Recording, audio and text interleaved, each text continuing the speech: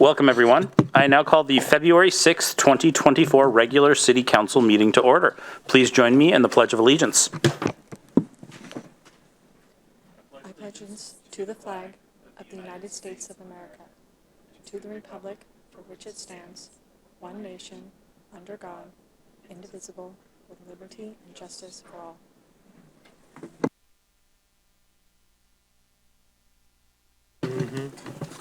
The City of Bothell provides the option of attending council meetings remotely or in person. Public comment will be allowed both in writing or verbally. Verbal comments may be taken either in person or remotely. Sign-up sheets were provided online by the City Clerk's office via link from the agenda. A call-in phone number was provided on the meeting agenda for members of the public who wish to listen live to the meeting. If you have called in, we ask that you mute your device. If a participant fails to mute their connection and causes a disruption to the meeting, the connection will be terminated. At this point, we'll take a moment to take a roll call of the council members by position number. Please say here when the City Clerk calls your name. City Clerk. Thank you. Councilmember Zorns? Here. Mayor Thompson? Here. Councilmember Alderks? Here. Councilmember Kurd? Here. Councilmember Menke? Here. Thank you. Councilmember Dodd? Here. Deputy Mayor Alcabra? Here. All present. Thank you. Next, I'd like to reiterate some meeting guidelines. For remote meeting attendees, please speak clearly and pause frequently. Mute your microphone when not speaking. And for council attending remotely, please use the raise hand feature when you wish to speak. Meeting agenda approvals are first thing on the agenda. Are there any changes to the agenda? Yes, Mayor. Thank you. Kyle Stannard, City Manager here. Staff is withdrawing item F from the consent calendar. It's Agenda Bill 24-017. It is the Bothell Police Guild Collective Bargaining Agreement. There's a few more conversations that need to happen between our negotiation team and the Guild. And so we will be pulling that back, doing a little more homework, and it'll be coming back in the near future. We're shooting for March, but no guarantee on that. We'll let council know when it's coming back. Fantastic. And do we need to take any action to remove that? When you go to approve the consent calendar, I would just ask that you use the motion in the language that notes that an item has been pulled. So again, that'll be item F, Agenda Bill 24-017. Fantastic. Thank you. Next up is public engagement opportunities. We have our second open house for the Park at Bothell Landing Conceptual Design on February 7th at 2:30 to 4:30 p.m. at the Park at Bothell Landing. And we've got a short survey also still open until February 18th on the website. The new generation of Pop Shops ribbon cutting is Friday, February 9th from 3 to 4 p.m. Join the Bothell Kenmore Chamber to welcome our newest businesses in downtown Bothell at the corner of Bothell Way Northeast and Main Street. And now through February 23rd, you can apply for a Bothell board or commission. Make a difference and apply online now. No experience needed. Next up, we have a proclamation for Black History Month.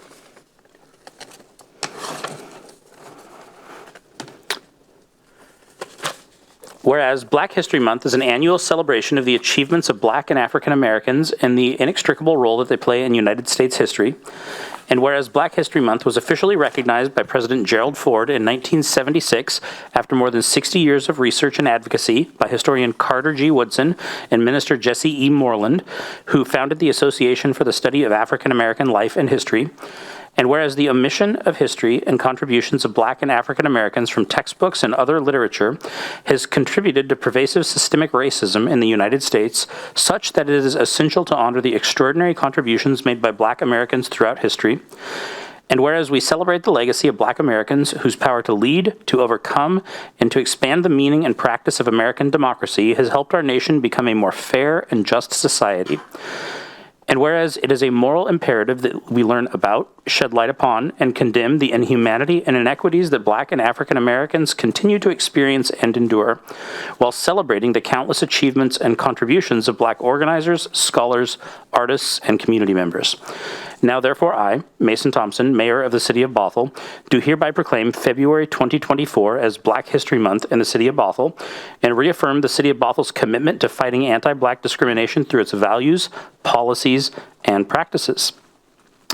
And I believe we have Gabby here to accept. Hi. Hi, good evening, Mayor, Council, and community.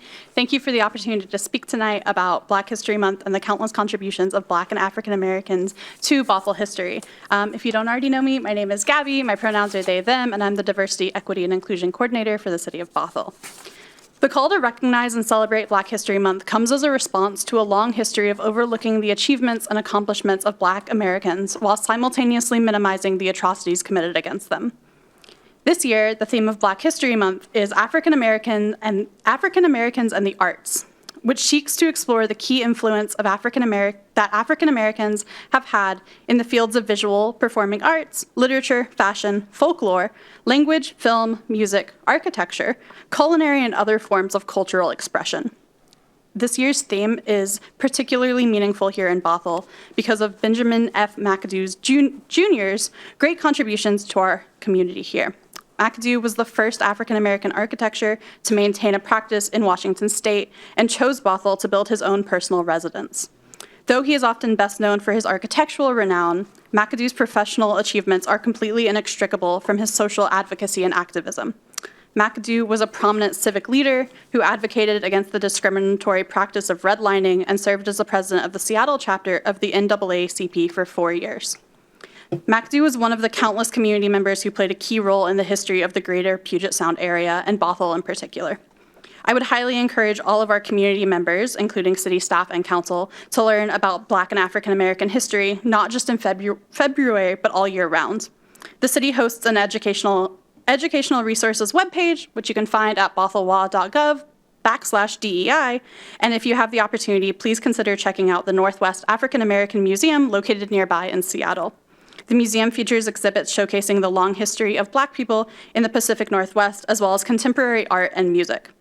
Again, thank you for the opportunity to speak tonight and the city's commitment to creating a community in which all of our community members may live, learn, work, and play in a safe, welcoming, and equitable environment. Thank you so much, Gabby. Next up is public comment. The city has accepted public comment in writing as well as accepted sign-up sheets for those who wish to speak at tonight's meeting. Written comments submitted to the city clerk no later than 3 p.m. today were forwarded to all city council members and are part of the record. When the clerk calls your name, you will have 3 minutes to speak. Please note that council will receive your input, but upon the advice of our city attorney, we do not engage in discussion of these topics. Staff will make note of items requiring follow-up. City clerk, do we have people signed up to speak?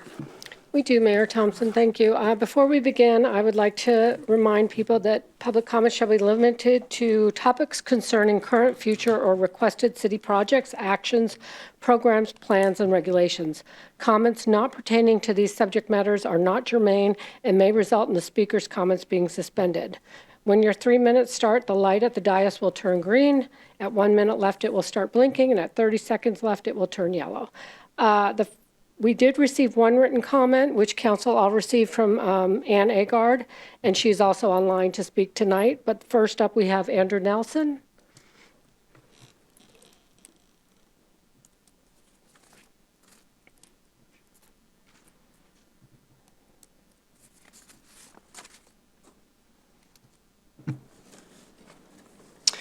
Hello, Mayor, Deputy Mayor, and City Council. I hope you're doing well. I'm here to make a suggestion surrounding the board and commission review you'll have later in this meeting.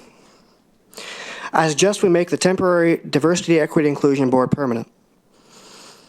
As someone who asked for the program, it was my dream and a lot of other people's dream for this to be a permanent board in the city of Bothell. My friends and I created a petition in 2020 for DEI to become a part of the city's program, and it got nearly 300 signatures. The demand for DEI is there. This is what got me into community organizing and really what got me into Bothell's community and learning more about it. Other similar sized cities such as Linwood have a diversity, equity, and inclusion program. I believe we can run ours efficiently as we do our other programs. I'll tell you that the experience on the board was actually a great experience. I got to meet a lot of my neighbors and talk about different city-related issues. I think it'd be great. And last but certainly not least, Bothell is growing and becoming more and more diverse. This program can help otherwise underrepresented communities and bring new voices to the table. I'm positive we can get more voices to City Hall with this board and that should always be our city government's commitment. Thank you all so much for your service, and thank you, city staff, for what you do. Thank you. Next, we have Ann Agard. And if I will bring her in.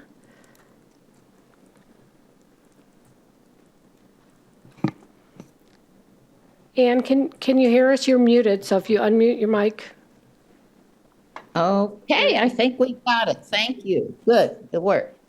I'm addressing agenda item AB 24-20, the review of board, commission, and board and commission recommendations, part 2.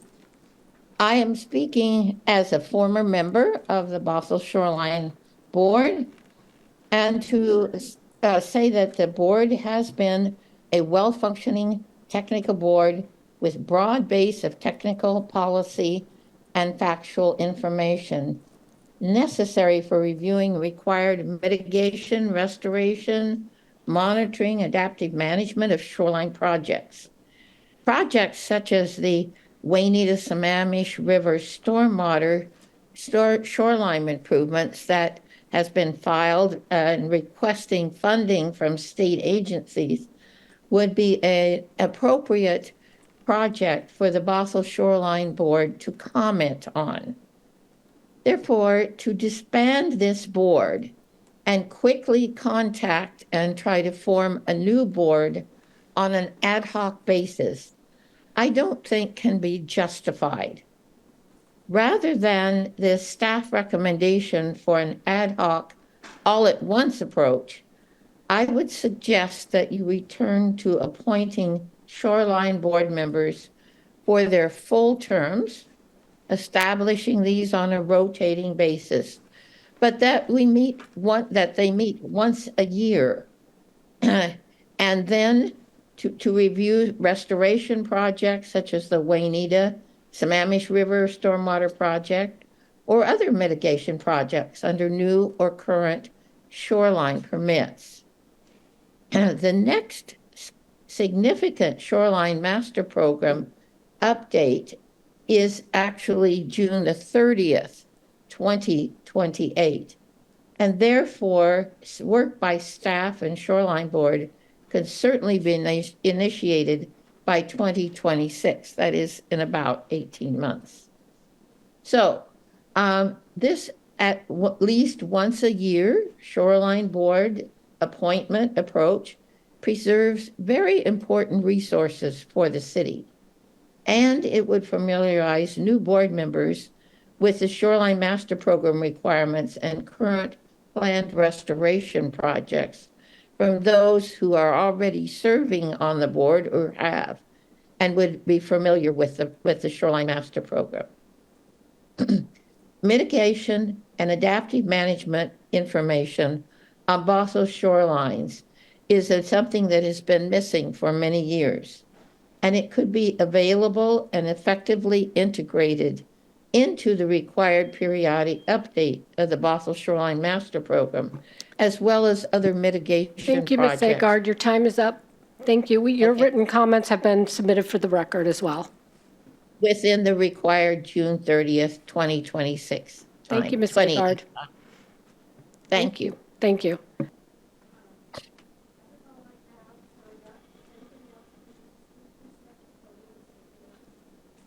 Oh, sorry. If anybody else wishes to speak, please step to the podium and state your name. You'll have 3 minutes.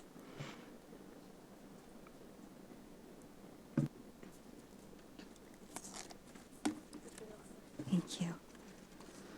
Great. Hi, I'm Sarah Gustafson, Bothell resident, here to speak on police union contract oversight. This is a very different comment than the one I originally wrote. Last week, it seemed that the police contract would be approved without discussion. Now the contract is going through a new review. So thank you. Much appreciation to the council members who responded to our concerns, especially Councilmember Zorns. She shared a very validating perspective on why one contract clause might need a closer look. And Councilmember Zorns reached out to Chief Zuberlich and the city manager, asking them to take that look. And finally, thank you to the Bothell Police Team for constantly working towards and achieving best practices. That last thank you is hard for me to say as a skeptic on policing in general. But Bothell Police's accreditation, community court, academy, regional crisis network are models for other departments. I think the police team's positive culture and hard work is influencing the region, like Snohomish County Sheriff's Office. And that's why Bothell's police union contract should be both the most accountable and the most supportive in the nation. There can be different notions of support. My husband asked, the contract is proactive in protecting officers from intimidation. Maybe it could state outright that these protections are there to support whistleblowers. This could make Bothell's culture of transparency more visible to others. Because when the contract comes back in March, there will be still people mourning George Floyd and Breonna Taylor, and we will ask, if accountability mattered in 2020, does it matter now? Thank you so much.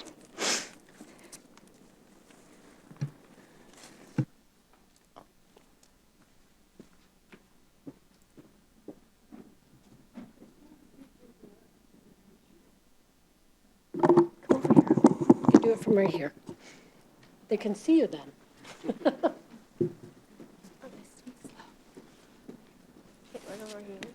I'll sit next to you.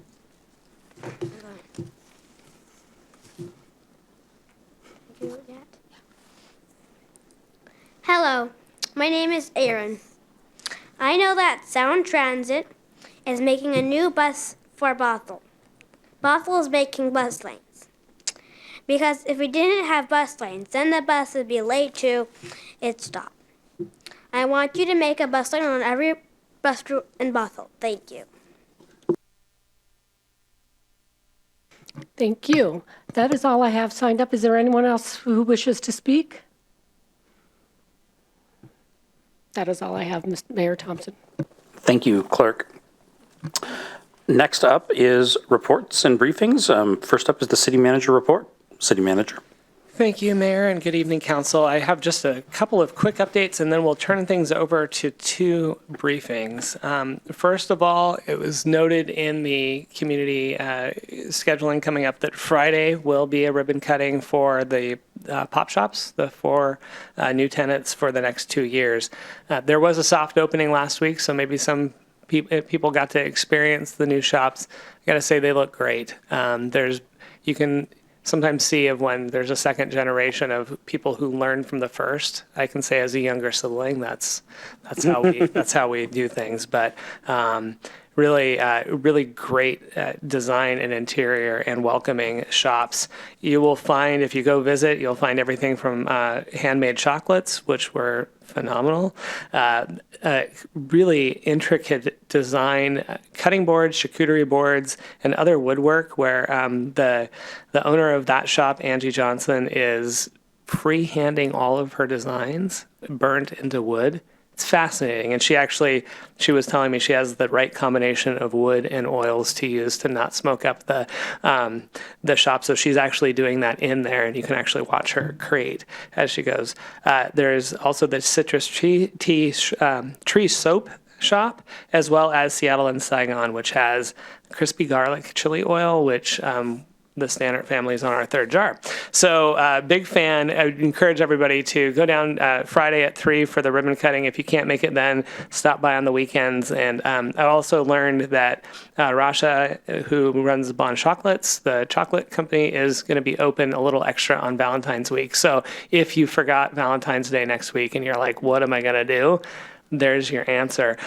Secondly, I just want to acknowledge when we were here in January talking about the opening of applications for board and commission positions, the council requested an opportunity to add some public engagement to answer questions. So thank you for that feedback, and thank you to staff who pivoted and made that happen. For those who are watching at home, we had an hour open house tonight, and I think we probably learned in that hour one thing is that we're going to do it again the next time, and we'll probably do it in a bigger room. So great turnout. Thank you to the community members who are interested in serving Bothell, and thank you for the existing chairs or members of the boards and commissions who volunteer their time, as well as the staff liaisons who answered questions. So hopefully, folks, there's about, another 3 weeks to go in the application process, but hopefully people are well informed on what they're applying for, and we're excited to have them.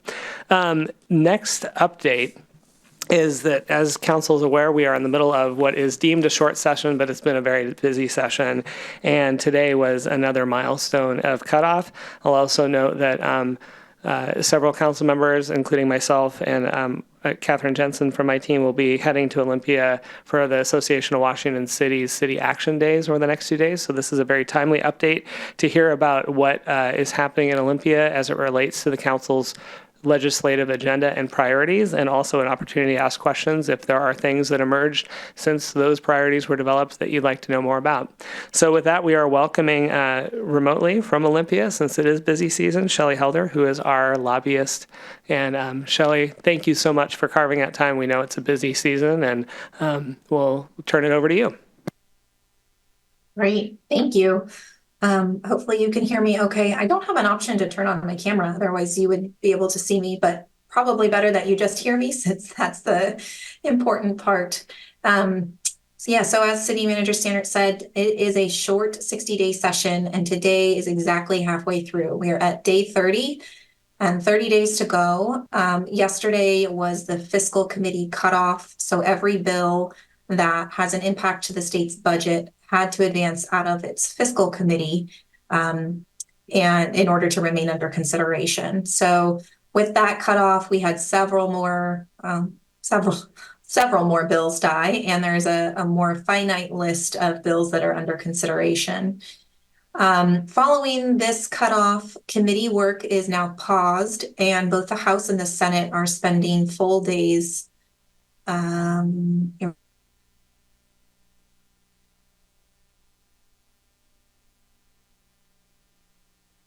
I don't know if you've been able to hear me as I've been upgrading to a panelist, but I'm going to keep talking as though you have been.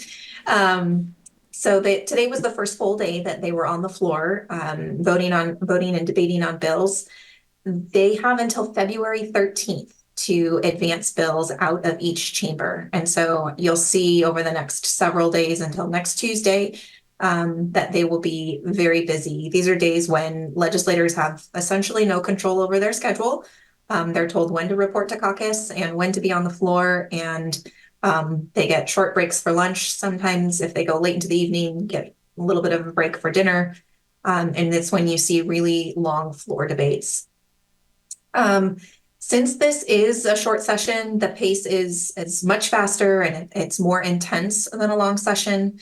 The cutoff deadlines come quicker, and the leadership for both chambers plays a major role in time management. So they're the ones that play a role in deciding what bills are brought to the floor for debate. Bills that are more controversial end up having longer floor debates. And then as a result, that limits the amount of time that's available to consider other bills. So there's a lot of consideration that goes into which bills advance in a short session. Simultaneous to all this flurry with bills, there's also the primary reason legislators are in town is to adopt the supplemental operating capital and transportation budgets.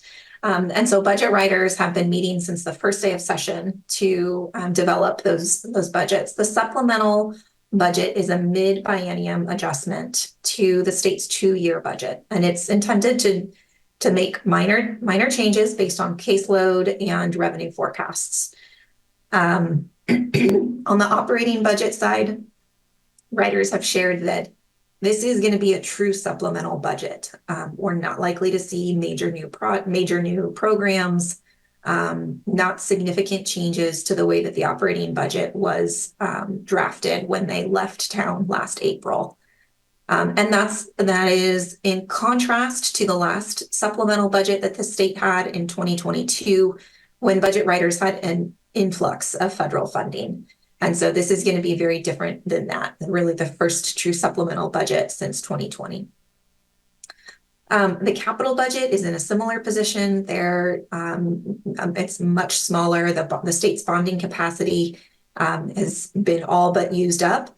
And so there's a really limited amount of capital budget capacity for new projects. And the transportation budget is by far in the worst situation, facing the greatest challenge.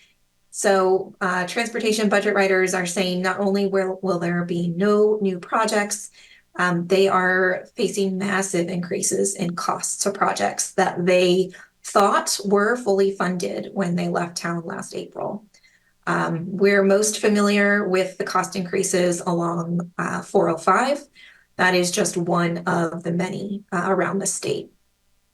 In addition to those projects, they also received an increase cost. I guess it's still an estimate at this point of roughly $4 billion that's needed to complete the remaining 10% of state-owned culverts that they have to address in order to comply with their federal injunction. So there is a lot that the state's budget writers are trying to balance, and they will need to do so here shortly. On the transportation front, it's very likely that some of these more major issues, especially the funding gaps for mega projects, will not be addressed in this short session. It will likely be that there's interim direction given to keep projects moving as much as they can over the remaining of this year, and that they will come back next January to fully address the problem. Late last year, the City Council adopted changes to your biennial legislative agenda. And as a reminder, the city adopts your biennial agenda to align with the state's biennial cycle. And because we achieved many of our priorities last session, a main message for many of our priorities is simply a thank you to our delegation.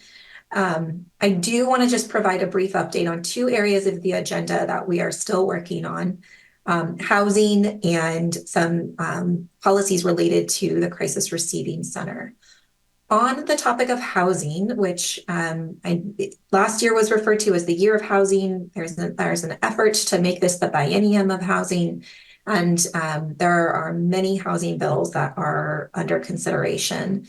The city's legislative agenda says that we welcome the state's partnership via grant programs and funding tools to increase the number of housing units for all income levels, and that we support policies and incentives that increase private housing construction.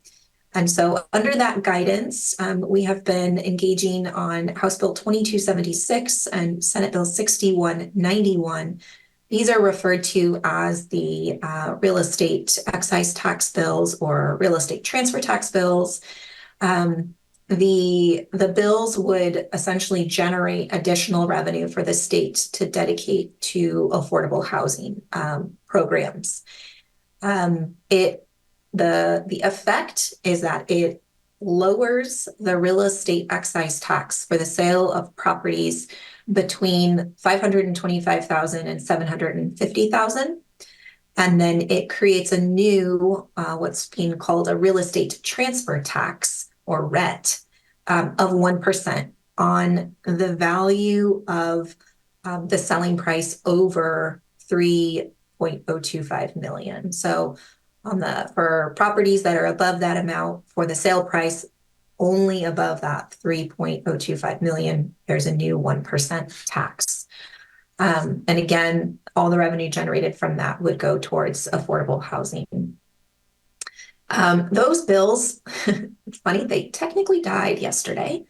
with the fiscal committee cutoff. They are both in their respective fiscal committees, though it is expected that they will remain under consideration and have received the designation NTIB, or necessary to implement the budget, which is the designation that bills receive when there's ongoing negotiations that impacts the state budget. They don't necessarily advance them along through the process. They work on the implications to the state budget and work out whether or not those bills can be passed in the session. So that's one update I wanted to share on the housing front. The second is Senate Bill 5792. This bill, it excludes buildings with 12 or fewer units from the definition of multi-unit residential building under certain conditions. And really the intent here is to create a more clear, easy way for the construction of condominiums. And so one of the things that the city has supported is addressing condominium liability so that there are more opportunities for home ownership at the entry level. And so this is a bill that we're supporting. It is in that vein of trying to create more home ownership opportunities. Then the last area that I wanted to just share a brief update on is, of course, the North King County Crisis Receiving Center was fully funded. That was celebrated last year around this time. We are supporting policies to ensure that the staffing for that facility is available, and specifically behavioral health workforce as well as co-response services. And so House Bill 2245 requires University of Washington to establish a co-response training academy pilot program, as well as a peer support program for co-responders. And then to explore the development of credentialing opportunities for co-responders, all in the effort of increasing the co-response workforce. So those are some of the bills that we have been supporting, and there's obviously a much longer list that you have all received via the weekly report that I send. I am going to stop there and see if there's any questions or comments.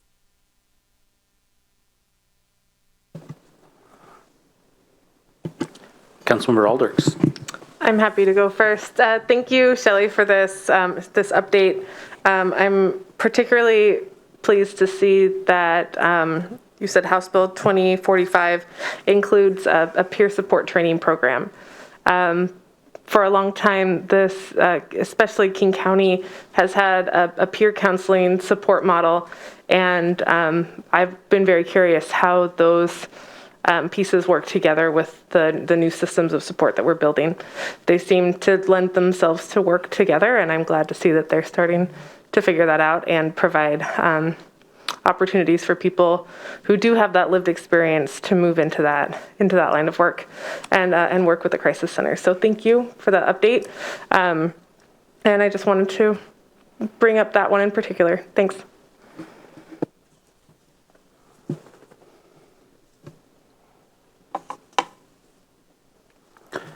I think that's all we've got for you, Shelley. Thank you for your time tonight. I appreciate it, and good luck. It's halfway through, and it's always very long, even if it's a short session. Indeed. Looking forward to seeing many of you later this week. Well, so are we.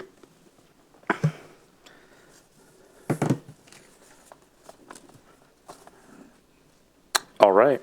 We have one more staff briefing tonight, and it's also related to the public engagement calendar, but wanted to give a little bit of a bridge between something that happened and something to come. So we are being joined tonight by Aaron Milner, who is our Parks Planning and Development Manager, and we're here tonight to talk about the park at Bothell Landing. And I will just reorient council back to your set of priorities of where within a joyful and healthy way of life. One of the priorities was to initiate construction on the park at Bothell Landing.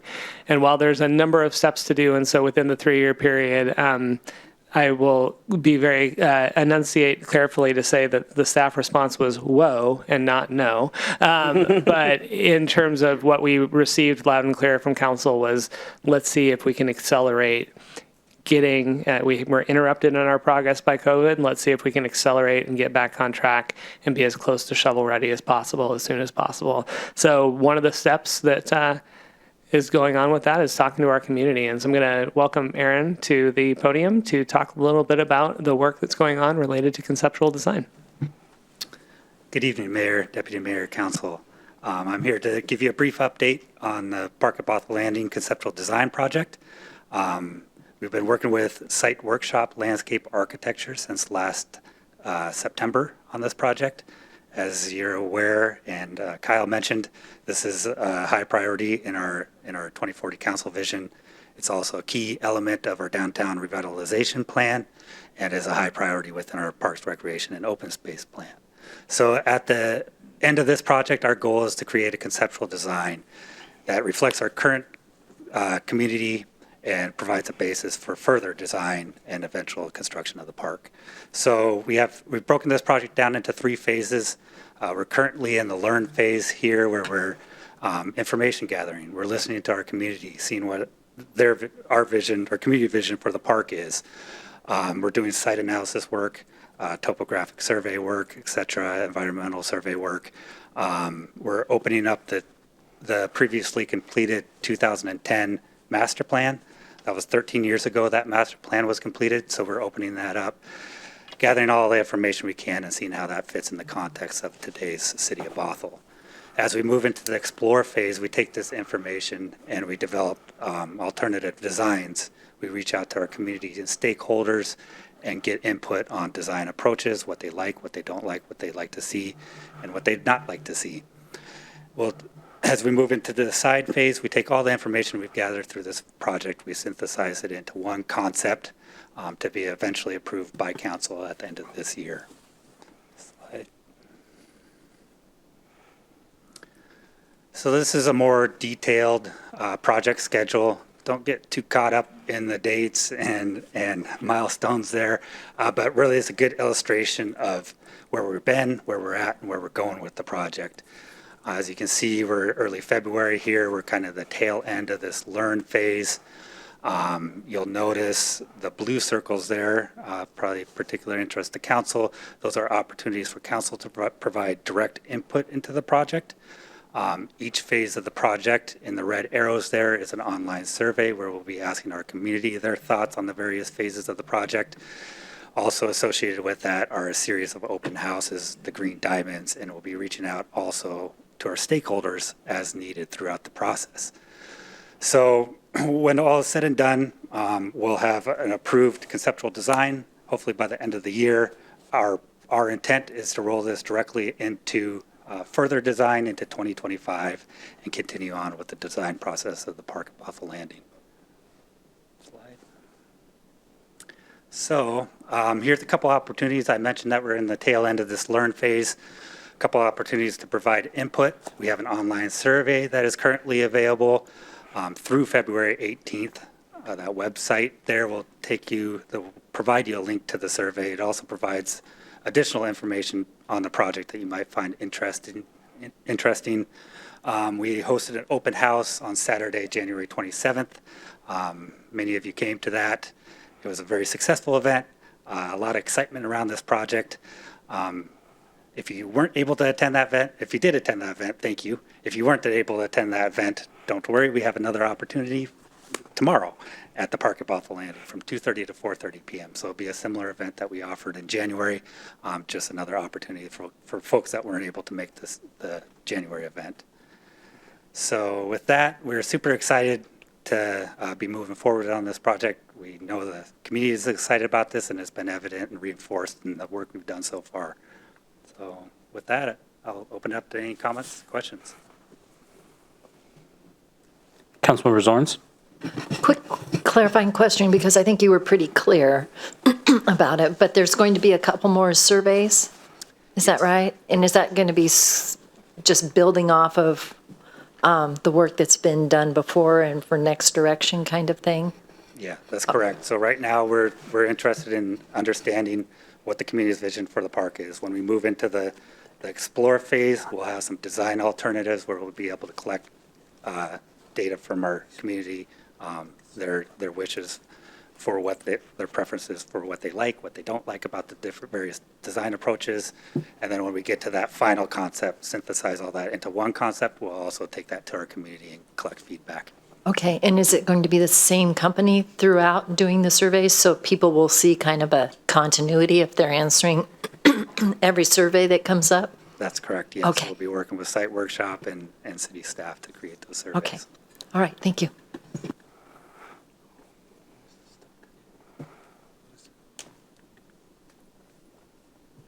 The Zoom is stuck, but the live stream appears to be working.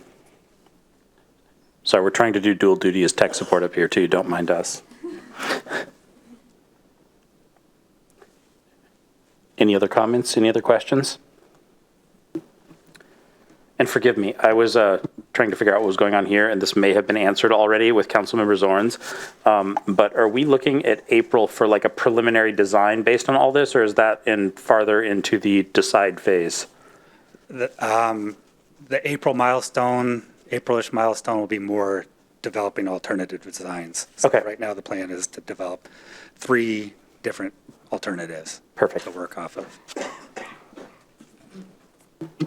Councilmember Aldrich? Thank you, Mayor. This is exciting. It really is. I remember that 2010 plan and wondered what happened to it. And so I'm really glad to see this work go forward. The open house was a really great opportunity.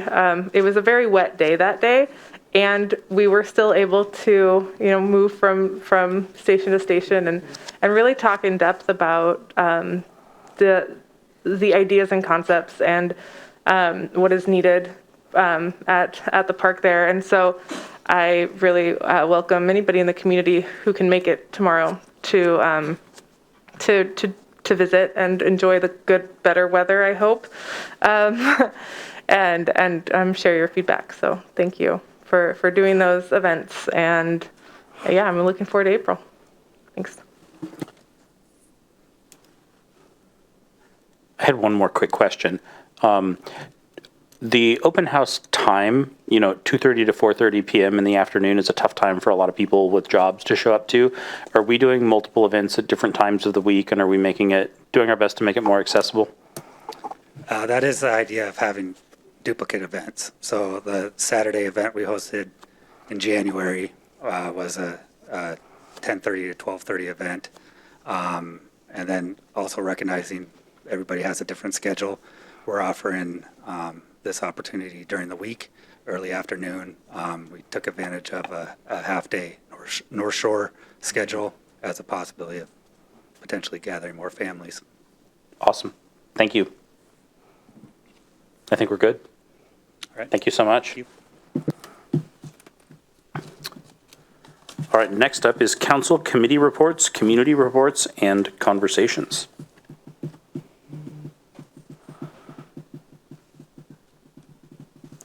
All right, we are going to move on to the projected agenda discussion. Mayor? Yes. Sorry to interrupt. I wanted to nudge you on, knowing that we're heading to Olympia, I didn't know if you wanted to ask for support on, I was going to do that on projected agenda discussion. my bad, but Okay. I even wrote it down. But I was going to see if anybody else wanted to go first. But I appreciate it. I always appreciate reminders. We have been approached by the school district to ask if we'd like to put some language in supporting the state funding schools because they're all in a really bad way for their budgets right now. And I am wondering how we feel about that and if there's any objection to putting some language in there to that extent. Councilmember Dodd? I'm super for it. Cool. Count me in. I'm going to assume if you don't say something that you are for it. Like, so we don't all have to say that. Cool. I think we're good. Wait, Oh. can I ask? Yeah. A clarifying question. Is this with legislators you're talking about, having this conversation? Yep, our Okay. legislative agenda. Okay. No, Yep. legislators, I'm fine doing that. Yep. But officially, We are not going to solve Thank their you. budget crisis for Thank them, you. no. Thank you. Yes. All right. I think we're good on that. Anything else you need? Cool. No, and we'll get something drafted for consideration. Awesome. Thank you. I would love to approve a motion to approve the balance of the consent agenda minus the item that was removed. So moved. Was that, I think we need a motion first. Oh, wait, does that work? We got a second? Second. All right. Would anybody like to speak to the motion? Seeing none, City Clerk. Please say yes or no when I call your name. Councilmember Zorns? Yes. Mayor Thompson? Yes. Councilmember Alders? Yes. Councilmember Kurd? Yes. Councilmember Menke? Yes. Councilmember Dodd? Yes. Deputy Mayor Alcabra? Yes. Passes 7-0. All right. Next up, we have ordinances and resolutions. It's Agenda Bill 24018, Ordinance Modernizing BMC Title IX Criminal Code. City Manager. Thank you, Mayor. And as you said, we are here tonight with a housekeeping item, but one that we wanted to make sure that was presented. And if there's any questions, we'd be able to answer them. And this is about bringing Title IX of the Bothell Municipal Code up to date.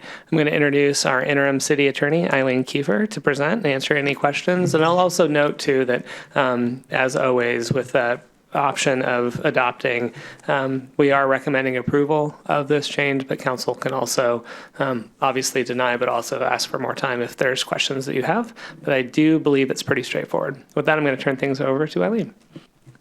Thank you, City Manager Stannard. Good evening, Mayor, Council. You know me well, Eileen Kiefer, Madrona Law Group. I'm your interim city attorney. And I'll say it's nice to be back. It feels like we've been gone for a long time. So tonight we have in front of you a proposed Title IX modernization ordinance. Title IX of the Bothell Municipal Code is your criminal code. There was a couple of reasons we're bringing this forward. The first and the most obvious that you are probably thinking about is State v. Blake. As you're probably aware, State v. Blake was a seminal case out of the Washington Supreme Court in 2021. It invalidated Washington's then strict liability drug possession statute, which just meant if you had drugs on you, illegal drugs on you, whether you knew it or not, you could be guilty of a felony. The legislature did remedy this issue. It enacted a temporary Blake fix in 2022 and a permanent Blake fix in 2023. So the legislature replaced that missing mens rea. So now you have to know that you are using the drugs or possessing the drugs. It also changed some additional portions of the statute. BMC Title IX, as I introduced earlier, is your criminal code. It incorporates by reference various RCW provisions within the BMC, as well as containing additional provisions regarding criminal code. Next slide, please. And so this ordinance that we have before you is, I hate to use the word cleanup, but it's cleanup, it's modernization. So Chapter 1901 and other provisions relating to illegal drug offenses been largely untouched since 2003. We dug in with, with the Blake fix. We realized, gosh, there's a lot of other provisions in here that have just been on the books literally since 2003 that aren't reflected in our Bothell Municipal Code. So if you're doing kind of a side-by-side comparison, you're going to think, there's a lot of gaps. So what you'll see with this ordinance tonight is just making sure that we have a nice, modern Bothell Municipal Code that that is pretty clear to everyone who's using it. And with that, staff is recommending adoption of the ordinance modernizing BMC Title IX, the criminal code.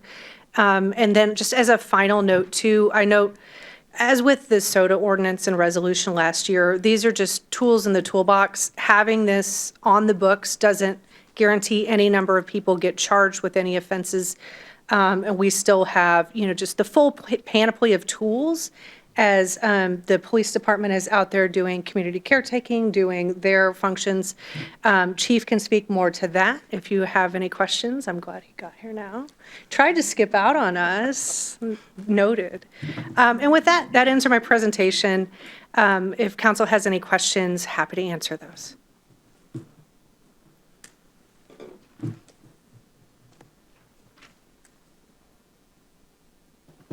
Quiet group tonight.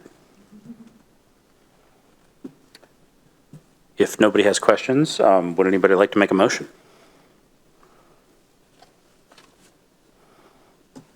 We have to do something. Councilmember Dodd? I move the recommended action. Second. I've got a motion from Councilmember Dodd and a second from Councilmember Zorns to approve the recommended action. Would anybody like to speak to the motion? Councilmember Dodd?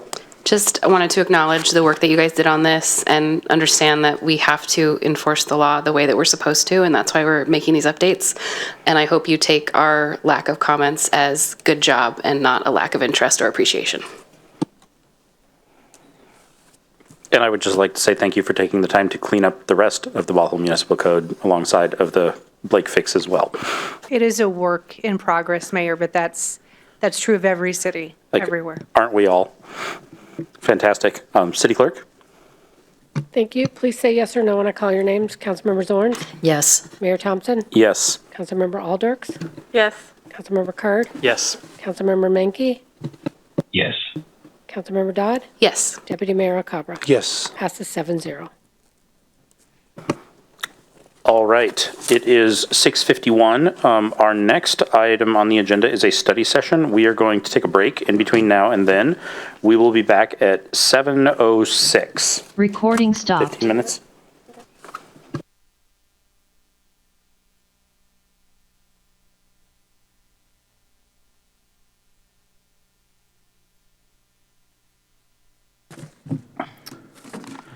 All right. Oh, yeah. I just don't rhetoric firstborn all the time. Next up, we have a study session. It's Agenda Bill 24019, Revised Guiding Principles and 2024 Comprehensive Plan Schedule. City Manager. Thank you, Mayor. And we know it's officially 2024 because we're back talking about the comprehensive plan. Excited to have Senior Planner Kirsten Mott here again tonight. And I'll just note that along with the guiding principles, she'll also be providing an update on schedule. Sometimes, I think when we started off on the comprehensive plan process, everybody had this realization of this is a big effort, it's a lot of work, and it's very impactful. And then sometimes when you get in the middle of a process, it's like, oh, are we still talking about this? So the good news is we're here to highlight some of the action steps that are going to be coming this year as we drive towards conclusion in 2024. So it's going to get, there's a lot to get done still. It is going to get action-packed and meaty. So excited to continue through this process with the community. And with that, I'm going to turn things over to Kirsten. Thank you. So as was mentioned, we're going to be talking about the draft guiding principles this evening and a little bit about the schedule. So some of the upcoming engagement opportunities we have, and I have a late breaking ad to this. So we're planning for a mid-April draft release of both the draft environmental impact statement and the draft plan itself. So fingers crossed we get there. We're working very hard right now on staff review. We want to have an open house coinciding with that comment period to give folks a chance to really, come and ask questions in person and make sure that their response can be as meaningful as possible. And we have 2 dates penciled right now. We want to have one in King County and one in Snohomish County, one during the week, one on the weekend. So as of right now, we're looking at May 2nd and May 4th. So there'll be some sort of springy, fun-themed activities associated with it, and we're working hard on the details of that. So more information to come on that. And then, of course, we always have ongoing engagement on the website, so definitely make sure to check that out. Upcoming meetings. So the next 2 after tonight will be focused on the transportation element component. So our transportation team internally will be coming to Planning Commission tomorrow night, and then to City Council on, should be updated, I believe it's now the 15th. I can confirm that, though. That got pushed a little bit, unfortunately. Or I guess that would be the 12th. That would be the 12th. And then a quick overview of tonight. I just wanted to sort of recap what we've discussed so far, since we've had a couple sessions talking about the guiding principles, talk through a little bit about the second revised draft, and that's going to be the draft that was attachment 1, and that is inclusive of Planning Commission feedback we received in January. And to clarify, in the presentation, it's a little confusing. We have the sort of visual documents. Those are not reflective of the changes made from January. I wanted to wait until we had feedback on the design before we asked the graphic designer to revise the text. So those should really be looked at for the design component. And then attachment 1 is the most up-to-date text. Of course, you're welcome to read both. And then a quick update on the schedule that we're planning on for the year. So no specific action, just again looking for feedback on both the text as well as the graphics of the guiding principles draft and the commission feedback that we received back in January, and then of course the schedule as well. So a quick review of what we talked about last year. So when we first came to talk about this, can't even remember how long ago this was now, kind of talking about what's currently in the plan. That's a snip from the first page, some of the best practices we identified, some of the existing challenges, and then some of the direction we wanted to go, both with the text itself as well as the visual component of it, and we had a discussion about that. And then the second session was a revised version with some more sort of graphic content, kind of getting us a little bit closer to where we're wanting to go. In the interim as well, we've had a chance to review this with the working group, I think twice now. And then we also had these available at the open house in October and collected feedback there.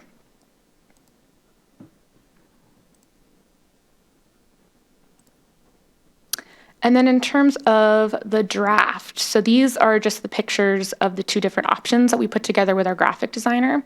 So option A, as we're calling it, and again, this text is not reflective of the changes that are in attachment 1, is integrating some of that iconography that we have for the draft elements themselves. So I can see there's the parks icon down in the bottom left. And so trying to integrate some more visual aspects into this document that also connect it through the plan as well.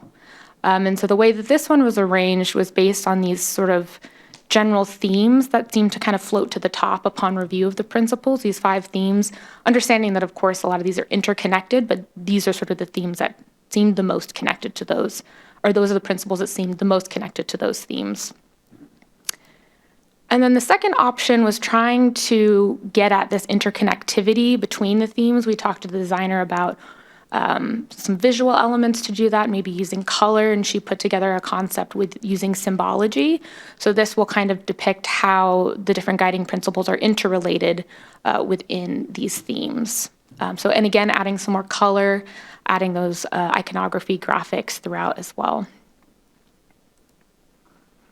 And then I wanted to touch briefly on the commission feedback we heard from back in January. And we had a really great session. There was a lot of great consensus on some of the feedback, some back and forth discussions about certain elements. One was some increased emphasis on traffic safety and connectivity in guiding principle 3, which is really kind of our main traffic one. That one, I have the revised version in the presentation. It didn't make it into the packet because transportation was still working through that. So that's why I have that note. They wanted to increase the emphasis on sort of range of business sizes reflected in the guiding principle that talked a lot about business and economic growth. There was an ask to refer to kind of communities rather than neighborhoods to be a bit more inclusive of everyone within the city. And then an ask to move number 2 to number 1, I think just because they felt like number 2 seemed more of an overarching topic that could kind of lead into everything else. And so these are reflected in attachment 1's text. And then I wanted to throw number 3 on here just because it wasn't in attachment 1. So this is the overall text for revised guiding principle number 3. So we have some additional language about safety and some added language about neighborhood connectivity.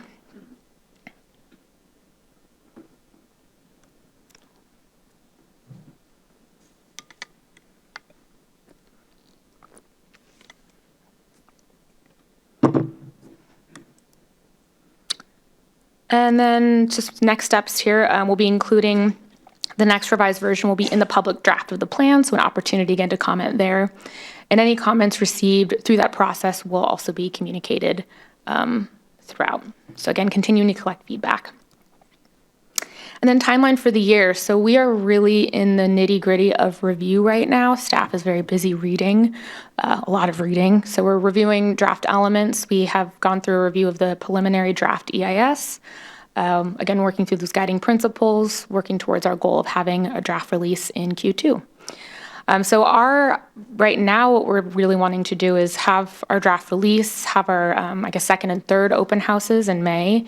And then once that's all kind of wrapped up, really getting into the public hearing process and continuing that review throughout the rest of the year with our eventual necessary goal of adoption by the end of the year.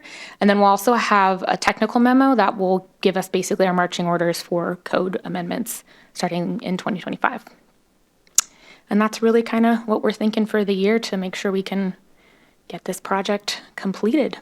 So with that, I'll kind of open things up to feedback. Of course, you can always reach out to me separately as well. So always want to keep that out there. I feel like we go from, wow, this is going to be like a year and a half before this is done, to like, how are we going to fit it all in a heartbeat? Yeah. I agree.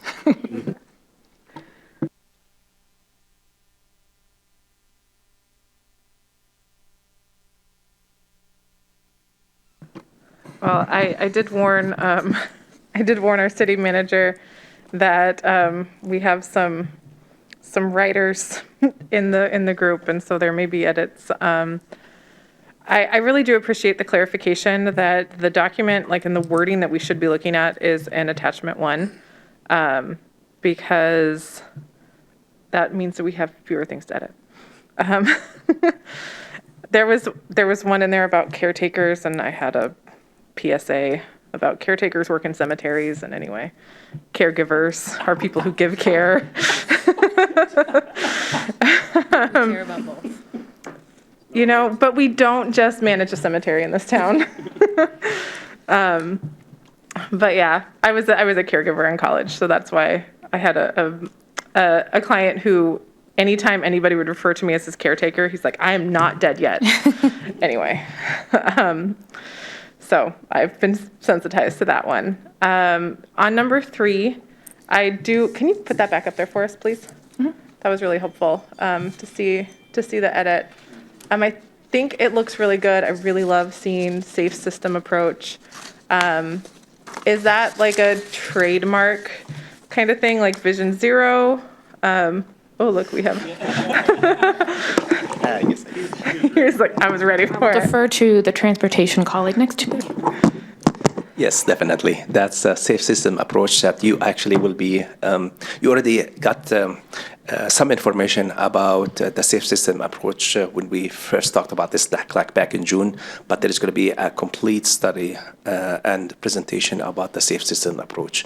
This is kind of standard language that we are trying to do, like 0 fatalities, 0 serious injuries, utilizing the safe system approach, and we added the year in here after so much discussions as well. So the second sentence is what was added from the previous. Nice. And how did you determine the year 2035? Why did we come up with the 2035? Your vision, council vision was 2040. A lot of agencies are using 2030. 2030 is a little bit too quick for Bothell to get to that vision. We don't have all of the projects in place, and they started like 5 years before us. So 2035 appears to be a good year in between the two. That's really logical. I appreciate that. The one edit I would suggest for this is, instead of saying it offers multiple travel options, to be more specific about what we mean.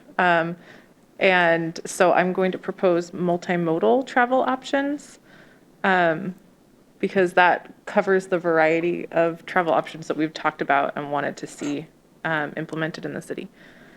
And so that's what I have for this one, and I would defer to my colleagues for others, and I can add more later. Yeah, I actually debated for that use because we heard before, what's multimodal? We did not understand. And so we're trying to, this is a vision, and you're going to, with all the policies and, goals that you will see, it explains it in a whole lot more detail. So, yeah, I'd really love, like, if you make a really good point, because this is really a document for the community. It's to be able to communicate to the public what we are hoping to do here together. Yeah. And so it does need to be accessible and understandable.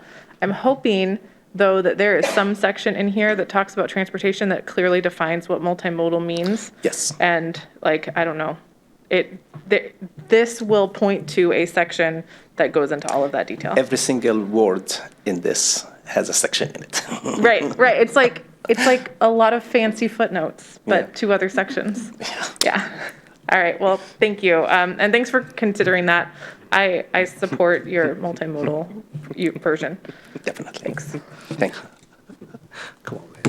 I was actually gonna second what this one seemed clearer than multimodal. As soon as you add multimodal, if your audience is somebody who aren't familiar with what that term means, they will say, "This is to me. This seems to be more, not more clear." So I also feel like the common use of multimodal is anything but a car, because that's what we have most of right now. And this is more inclusive of all the ways people get around as the general public sees it. That's just my take. I'm not that connected to that idea. Just throwing it out there. since I have my thing on before Amanda goes, I had a quick question. Are we passing, or are we at some point going to pass those nice infographics through like a ADA compliance, accessibility compliance lens to make sure? Yeah, and that's something I can make sure that we do too before the public draft release. So we did get a comment about option B having so much color maybe not being great for like printing out. I think there was a general consensus for option A from Planning Commission, just for clarity and simplicity, but still having graphic and design intent behind it. What is the intended method of communication? Is this supposed to be an online document with lots of hyperlinks, or is it meant to be printed out?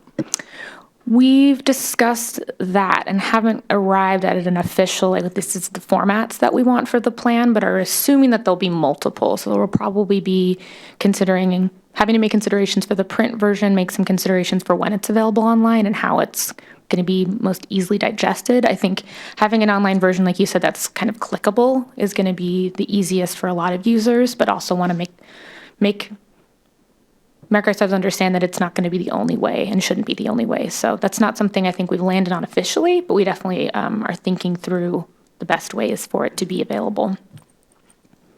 I was going to say A makes a lot more sense to be printed. B looks like a great draft of something like an interactive feature on a website, but it was really busy if it was going to be printed. And I don't know that the contrast on the colors was going to work for some people either.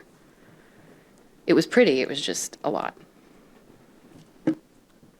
I would second that. I felt like the white background was more readable, but I did like the icons and the format because the first sentence in B, or the first couple words were highlighted in bold, and so it was easy to locate which sections was covering which topic.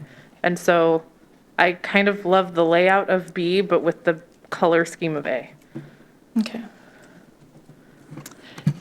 I'll go back to the pictures. Yeah, I was going to also echo that I preferred A over B, but B would be a lot more reader-friendly if it was the white background with a darker print. It's a lovely shade of blue. It's just nice. The font gets lost and it gets in there. So that's why I weigh in on that. You asked about flipping points 1 and 2 on the introductory statement. I think was that it?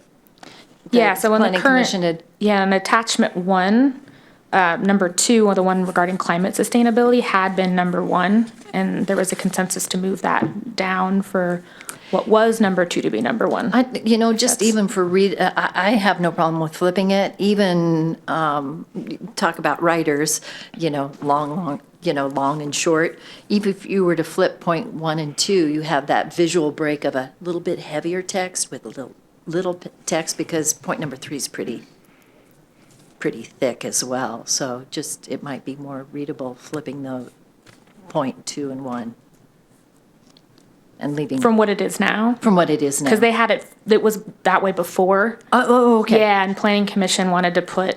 So what you did had the flipping. You did yes, the so this flipping on is this is inclusive of Planning Commission's feedback. Yeah. I'm totally fine with leaving it the way it is. Okay. Just, so I'm easy. Either way, I'm easy. And then I wanted to thank you for the introductory statement using community, but allowing the word neighborhood to crop up. Was it on point 4? Because most of the public views, I mean, I sit there and I have Mr. Rogers and Sesame Street songs going through my head about neighborhoods. And I think most of the world views neighborhoods as kind of an expanded part of your home where it's comfortable and safe. And so not purging the whole text of the word neighborhoods is great, because as a language development major and knowing that language changes over time, we can reclaim the word neighborhood to mean a very good and positive thing, because I think generally speaking in Bothell, neighborhood has been a good and positive thing. So thank you for structuring it the way you did. And I think, was there any other question that you had for us that you needed us to answer? Okay. Nothing specific. Okay, thanks. I went through the Planning Commission on double speed and listened to some of the feedback that the commissioners were giving. And I wanted to get into point number 4 a little bit more. It does talk about transportation in addition to point 3. And I'm wondering what the thought process was for keeping that discussion of transportation also in number 4. Do you think that it lends itself well to that topic? Why keep discussion of transportation in number 4? I think what had come up in some of this is adapting prior language. I can't recall exactly what was in there before multiple times ago, but I know just the discussion around connectivity between neighborhoods and between different communities within the city was discussed. And that's probably why we kept that in there. I think that was the one where we changed transit to transportation to be more inclusive of more modes than just transit, but wanting to make sure that talking about communities themselves, but then also the interconnectivity of them throughout the city. So transportation through that specific lens. I get it, thanks. I'll add that I support connecting neighborhoods with transportation, because one of my biggest concerns in my neighborhood is being able to access modes of transportation in my neighborhood. And I want to feel connected to the rest of the city and have the ability to connect to other parts of the city. And I also think it relates to our council vision of connected neighborhoods. Like, what I might be misphrasing it, but you know what I mean. All right. And then can we look at the introductory statement? This is kind of grammatical. The first sentence, I'm finding thriving ecosystem of the built and natural environments working in harmony kind of clunky. So I would suggest instead where the built environment ... works in harmony. It's more active and gets some... Mason is nodding over here. I'm chuckling because this is going to be the Mason and Ginny show on phrasing here before too long. Okay, well, I'm glad you don't have a counterpoint to that one. I appreciate it. And then the last one on the introductory statement is the sentence about economy. I feel like equitable access is missing a verb. So our economy continues to be a vital driver in the region and provides equitable access, is what I'd like to see. And then instead of ensures, it'd be to ensure. To ensure, yeah. I see that's where the verb is. Okay, it's all the way over there. Thank you. All right, those are my suggestions for the intro statement.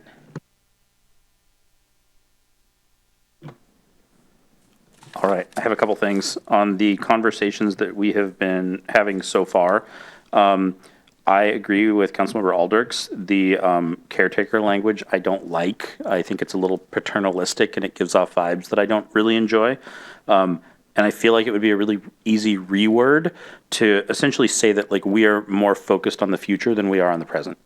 Like, or something to that extent. Yeah, so that was one of the ones that had already been revised from the Planning Commission discussion. Okay. So number 1 on attachment 1 was the guiding principle that had that language that Planning Commission had very similar feedback. Okay. And so we revised Look on that. page 117 for the language that we're actually discussing. Okay. Page 1. Thank you. Page, what did I say? Perfect. And we heard the same feedback from the working group too. So it's always great when your feedback from multiple places is the same. It makes my Yes. job easy. It's not like you're watching things bat back and forth. Right. In terms of the visual options, I think the first one looks better in every way. And the thing that I love about the second one is that we can show how different items accomplish multiple goals. And if there's some way that we could incorporate just that one thing into this, like, that would be nice if that is even feasible. You know, I'm not going to think about how to do that right now.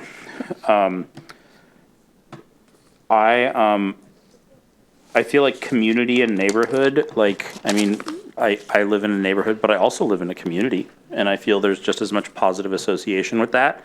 And community doesn't have some of the baggage associated with neighborhood as well.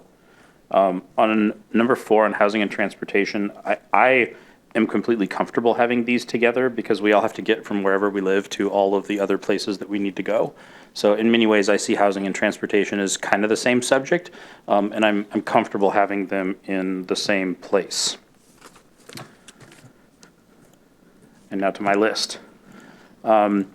It's funny, I wrote down that I don't feel this is specific enough to be the first item on the list, and I'd love to see something more concrete here, so I would agree to like flip those two.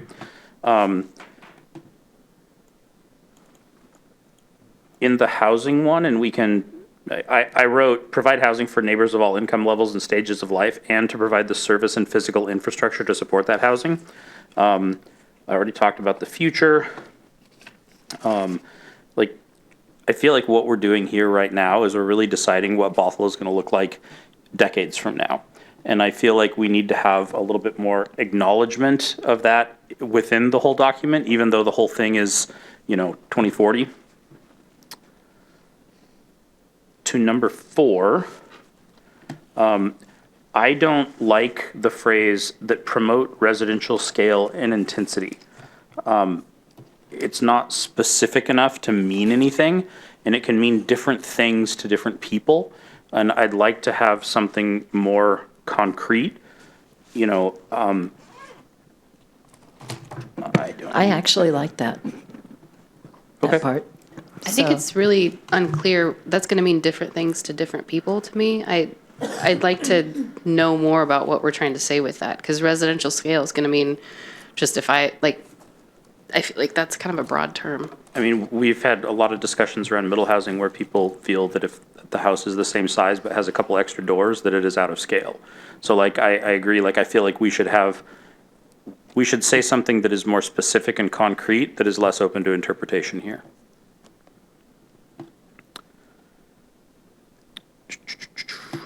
For number 6, I don't like the language around discovered and preserved. Historic preservation is both important and also something that we see weaponized against doing the right thing to create a good future for our kids.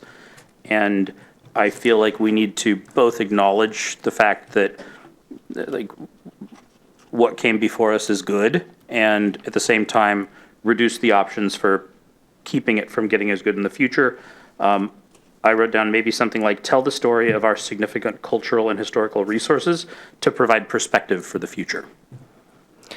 Yeah, and I will clarify too that wasn't intended to just speak to historic houses and things like that, since one of our goals in the plan is to expand what we mean by cultural and historic resource beyond just traditional narratives and what's already been kind of established. And I think too, once the full plan is out, that we'll have telling Bothell's full story. We have a draft document. We'll have sort of an executive summary as the history component. That might help with that as well. I would just echo that we shouldn't be saying that we're discovering cultural resources. That word should not come up in the comprehensive plan at all. Discovering, maybe celebrate or something other than discovering. We didn't discover the resources that are presently here if they were created by other people. So yeah, I can clarify. We didn't mean that we were discovering them. It's more that we know that there's resources out there that haven't been brought to light, and that's one of the goals we have, is to make sure that we are celebrating resources that we don't know about yet. And again, those that may not be part of the traditional historic narrative. So that was the goal behind that. So maybe that means we can make that more clear in the language we use. That would be appreciated. Yeah, I could suggest honored instead of discovered. Yeah, I think what's been tricky is we're trying to figure out a way to mean that the city has even learned that it exists before we can even honor it. So that's kind of the... Maybe something about striving to ensure that we have, and this is not suggested wording, this is suggesting to get to the suggested wording, because I couldn't write that off the top of my head, but striving to make sure that we know about all the people who came before us. I think we have a lot of data about some people, and we're missing a lot of information about people who came before them. So just calling that out. I appreciate not using the word discovered, but just a way to say we're always striving to complete the story of our history, because we don't have it all right now. And I think it's good to call that out. So it might just need to get a little longer to get that in there in a respectful way, I think. I'm not an English major or a language expert, but something like I think I get the intention, which is like explore, or it's not discover in the like, oh, this is a new thing. It's like figure out that it's there, you know. So maybe some wordplay on explore, celebrate, educate ourselves, something like this. Uncover. Or appreciate. Yeah, well, you need to find out, you find that it exists before you appreciate it. I think that's the Identify. point. I think appreciate would be a better replacement for preserve than it would for discovered. I was saying remembered instead of preserve. I don't like the language of preservation. I feel that it's often been used to be exclusionary, and really I think what we should be focused on instead of preserving what came before was creating the world that our kids are going to live in, because that's what we can actually control. And I can bring this one too back to our historic preservation consultant. He has a team that includes a bunch of archaeologists, so I know that they probably work with a lot of this language pretty commonly. So that sounds fun. All right, on number 7, I would like to add a little how into number 7. So, you know, something like we ensure healthy and robust native wildlife habitats by prioritizing housing growth in the areas that have already been developed. You know, something like that. And restoring native habitat. Yes. Yeah. In number 10, it's the last one. I'm nearing the end. I know. I don't like the word unique here, and I think just saying special relationship is good enough. Because I'm sure there are other cities that have great relationships with institutions of higher learning as well. Right, going back. The concluding statement, I'd like to use something different than unique and distinctive, similar reasoning. I think it's stronger to just say a sense of belonging and pride in Bothell.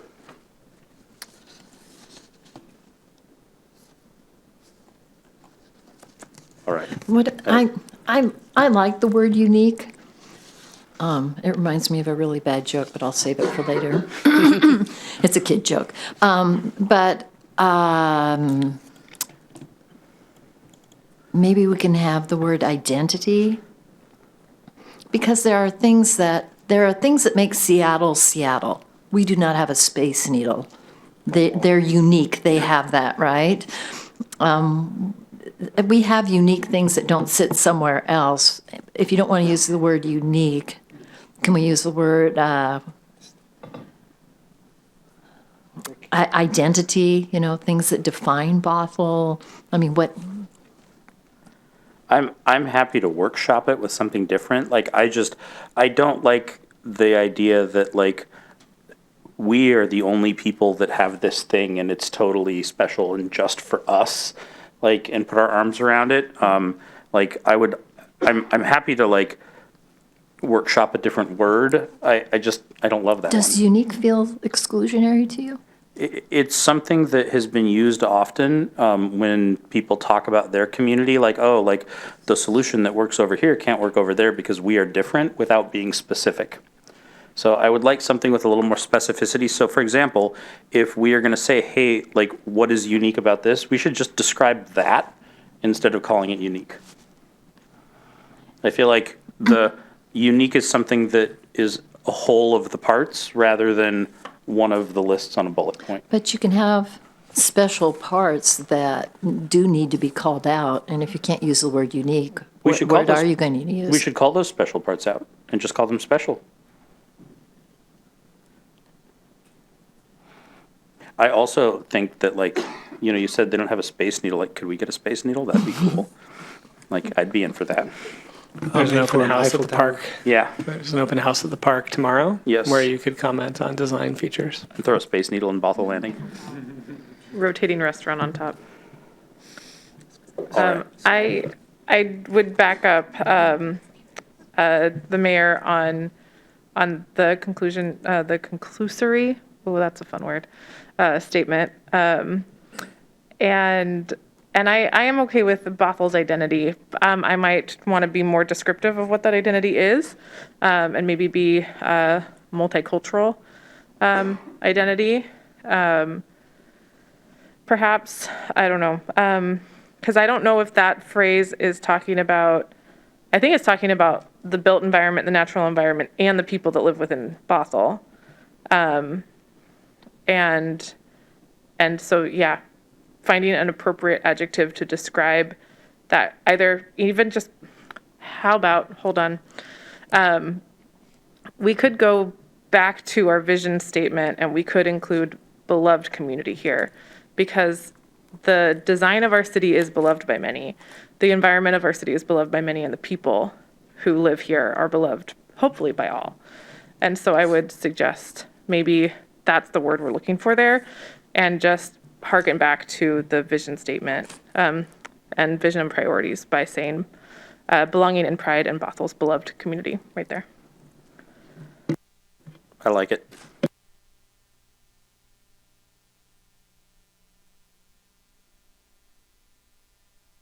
I have a couple more things and nobody's jumping in, so I'm going to jump back in. I said more explicit housing stuff. I have a couple things that I want to talk about that aren't specifically related to this project. This is just a comp plan touch. So if anybody else wants to talk about this, I should probably let you go first. Okay.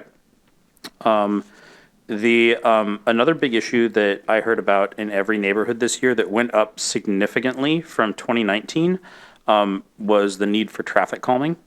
And I know the transportation element is coming back next, actually very soon. There will be a time for more feedback on that, but I would love to see what some sort of programmatic traffic calming element would look like, and like different ways to do that inexpensively, because this is something I heard everywhere in Bothell at a quantity that shocked me, and like I'm kind of into traffic calming. So so that's something that I'm looking forward to talking about in the transportation element. Did you? Yeah, definitely. A traffic calming program, we are hoping to reestablish that program. As you're probably aware, we had it. Yep. Lack of funding, we lost it. We're bringing it back, and we're going to have an improved traffic calming program hopefully soon. I cannot and we wait. have been, Steve has very working on putting people together from police, fire, engineering, and all of that to try to better address all of these issues that we are dealing with, and traffic calming program is on our priority list. Awesome. To do. That's super cool. Can't put all of that into the guiding principle, but Yeah. it is safe, efficient, and also you're going to get there. Yeah, and I don't want to, kill I looked at the Planning Commission agenda packet. Yeah. And It's they're talking about that in there. killer. You're one step ahead of me then. The other thing that I wanted to talk about is in looking at some of the guiding principles we have here, like climate sustainability, housing choices, built-in natural environments in harmony, lush open spaces. I could go on. I'm really concerned that when government mandates requiring more parking that the market wants to build, that it seems to be in direct opposition to a lot of our guiding principles. Like, we know parking minimums restrict small businesses, increase tax pressure on residents, create traffic, and contribute to the urban heat island effect. So I wrote this down in case you couldn't tell. So given what parking minimums do and what our community's goals are, it seems well past time to have the discussion around eliminating them. We've already paved almost 20% of the city, and that seems like enough to me, and I would much rather see maximums than minimums moving forward. So I'm curious what the rest of council thinks about that, because I would love staff's help to figure out what that would look like. One thing that we are also addressing as part of the transportation element is curb management, which would include, Which I think is going to be a really necessary part of eliminating minimums so we don't just have everything plug up.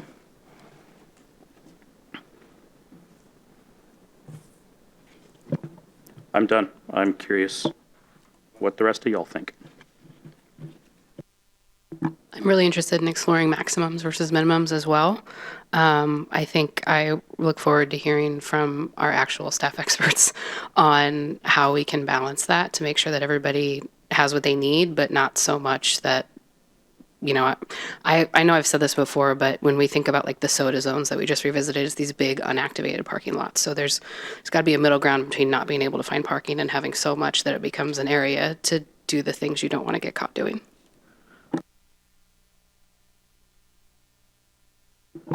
Yeah, I can speak to at least the fact that unfortunately we're not scoped in capacity-wise to do that as part of the comp plan right now, but I know it's definitely of interest, and I can go back and talk to our director about it and see what's on the work plan right now as they're developing that, and see where there could be opportunity for that, or at least to start off doing some studies in smaller scales.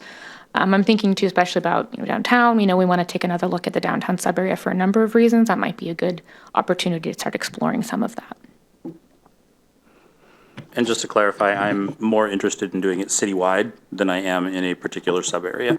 That's actually one of the beefs I have with the way we have things set up, is we do all of this work to do something that could apply citywide, but we do it only for like a particular sub-area. So if we're going to do it, we should just do it.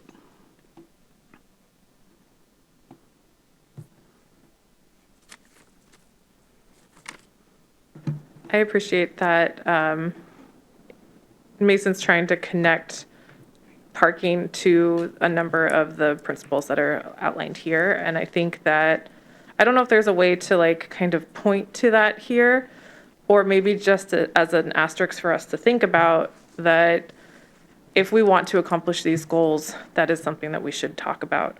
I don't know if there's a place for it somewhere in the comprehensive plan to talk about parking management, perhaps.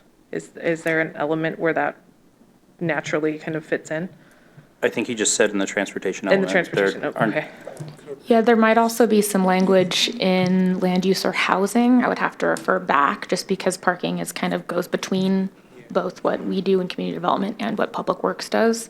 It's kind of a joint effort to manage. So, because one thing is, on-site parking minimums, another is street parking, so. Okay. Yeah, if we can somehow get a nod in the comprehensive plan as something that's an intention that we have to it and we want to address, I think that would be nice to see.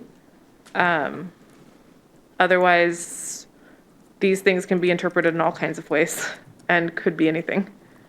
And I do have, sort of to follow up on some of the items that Mason brought up, a suggestion for number 1. Mason suggested making it somehow more specific, and so I'm going to suggest ensuring local government services, because we are a local government and those are the services that we are providing. So like, let's define them. As a suggestion, I agree that whatever number that was on number 4, promote residential scale and intensity needs to be more aligned with our vision and priorities around diverse housing types at, across income levels, that talks about how we do want our neighborhoods to be inclusive, welcoming, affordable, accessible to people. So I would very much support changing that language as well. I'm not necessarily suggesting anything, but kind of trying to point in the direction of where I think it should go.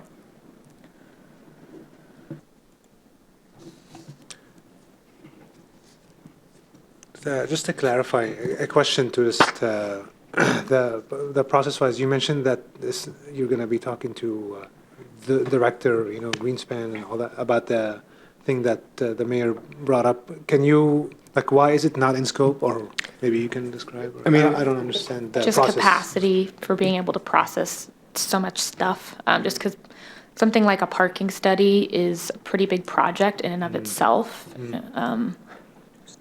So I think we will do some clarification, and I think as it comes back, talk about it. I think one of the things that I've heard that is the concern around if we add focus to different aspects is just this realization that part of our work is reliant also on outside help. So we've contracted with Burke, and so oftentimes the temptation is to say, oh, well, we can increase the scope, and they're going to be able to do that. But knowing that so many different agencies across the region are doing the exact same work that we're doing with the comprehensive plan, is what we're finding is they're also limited in terms of how much they can take on. So one of the things that we just have to look at is, again, we have the statutory mandate of we need to complete the comp plan, and then there's the question of how much can we do within the comp plan. So we'll take a look and see if there's an element. I've heard a theme too of even if there's an acknowledgement of where that goes. We'll look at how that comes, and when we come back, we can address that. I also know that Director Greenspan is going to be doing some updates in that in a future presentation, maybe even next meeting, that is talking about, for example, how are we connecting coming out of the comp plan with revisiting downtown? What does that look like? And what's the sequencing? And so just to try and highlight some of those things. So some of it could be about what is in the comp plan that then shows action of what are the immediate next steps coming out of the comp plan. Some of it could be of putting in scope within the comp plan. Just need to figure out the balance. So we'll take a look at that. We hear the request, and we'll have an answer. I appreciate that. It was just a clarifying question. And we can, and just to the point B of that question B is we can always next year do the amendment process, correct? Just to understand the process, amending the comp plan like we did this year or in the last year. Is that something you can do or is that now we're getting into a legal question? Amending the comp, we have the annual right, absolutely. Thing. Whether or not that is something that would be, I think the answer is probably, but let's get that answer. Just a question. Yeah, absolutely. Yeah, and I think too, being clear about how the comp plan kind of sets up projects, like City Manager Stanner was mentioning, having policy language around it is a little bit different than the actual project of it itself that's implementing it. So we can kind of look at where we would sort of tee things up to explore that topic, but then the implementation of it would be its own project that we have to do after. So what I heard though, and what we'll address at the next opportunity is really of what would it take within the comp plan process or other to visit going from having parking minimums to parking maximums. What would be the action to be taken? So we'll look at that. And I'd be comfortable with an intermediate step as well. So if we need to study what good maximum should look like, and that's going to be a lot of out of scope work in the comp plan, that's fine. But we could do the intermediate step of simply removing the minimums, and then study the things we need to study after the fact.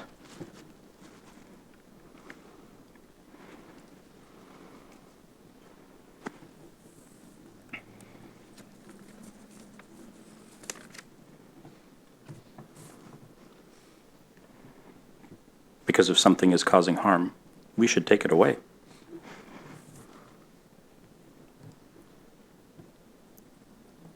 Did you get what you need from us, or we went like?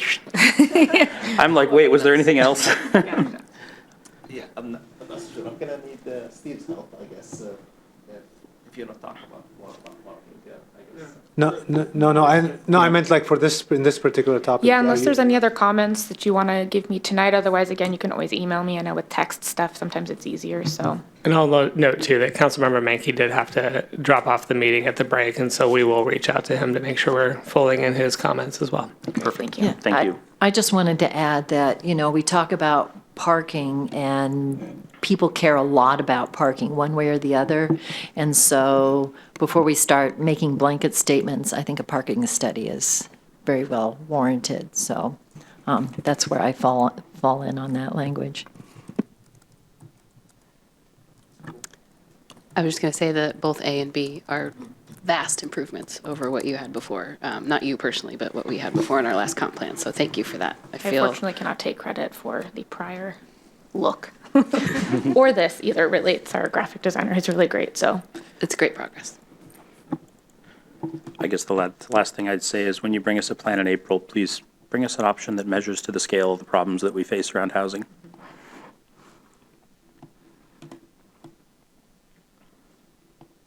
I would add to climate as well, because the scale of a climate problem is something that I think a lot of local governments just don't even comprehend, let alone plan for. Thanks. I would agree. You better go before anybody.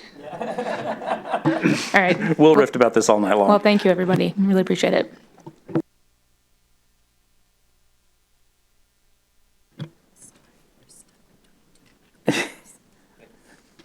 Karsten, do I need to call on you just because? All right. Next up, we have Agenda Bill 24020, the Review of Board and Commission Recommendations, Part 2. City Manager. All right, we'll have a little transition time to get to the table, but Council's had a series of conversations about updates to, as the title on the slide is, to advisory bodies, but looking at our boards and commissions and taking feedback that were from past and current members of the boards and commissions, many of them are at this table, around how to make the experience better for those who are looking to volunteer their time to serve the community. So tonight we have a few more pieces that were referenced in the last update and are coming back for discussion. And to guide us through the conversation is Laura Hathaway, our city clerk, and Assistant City Manager Becky Range. Laura. Just 1 second. What am I doing?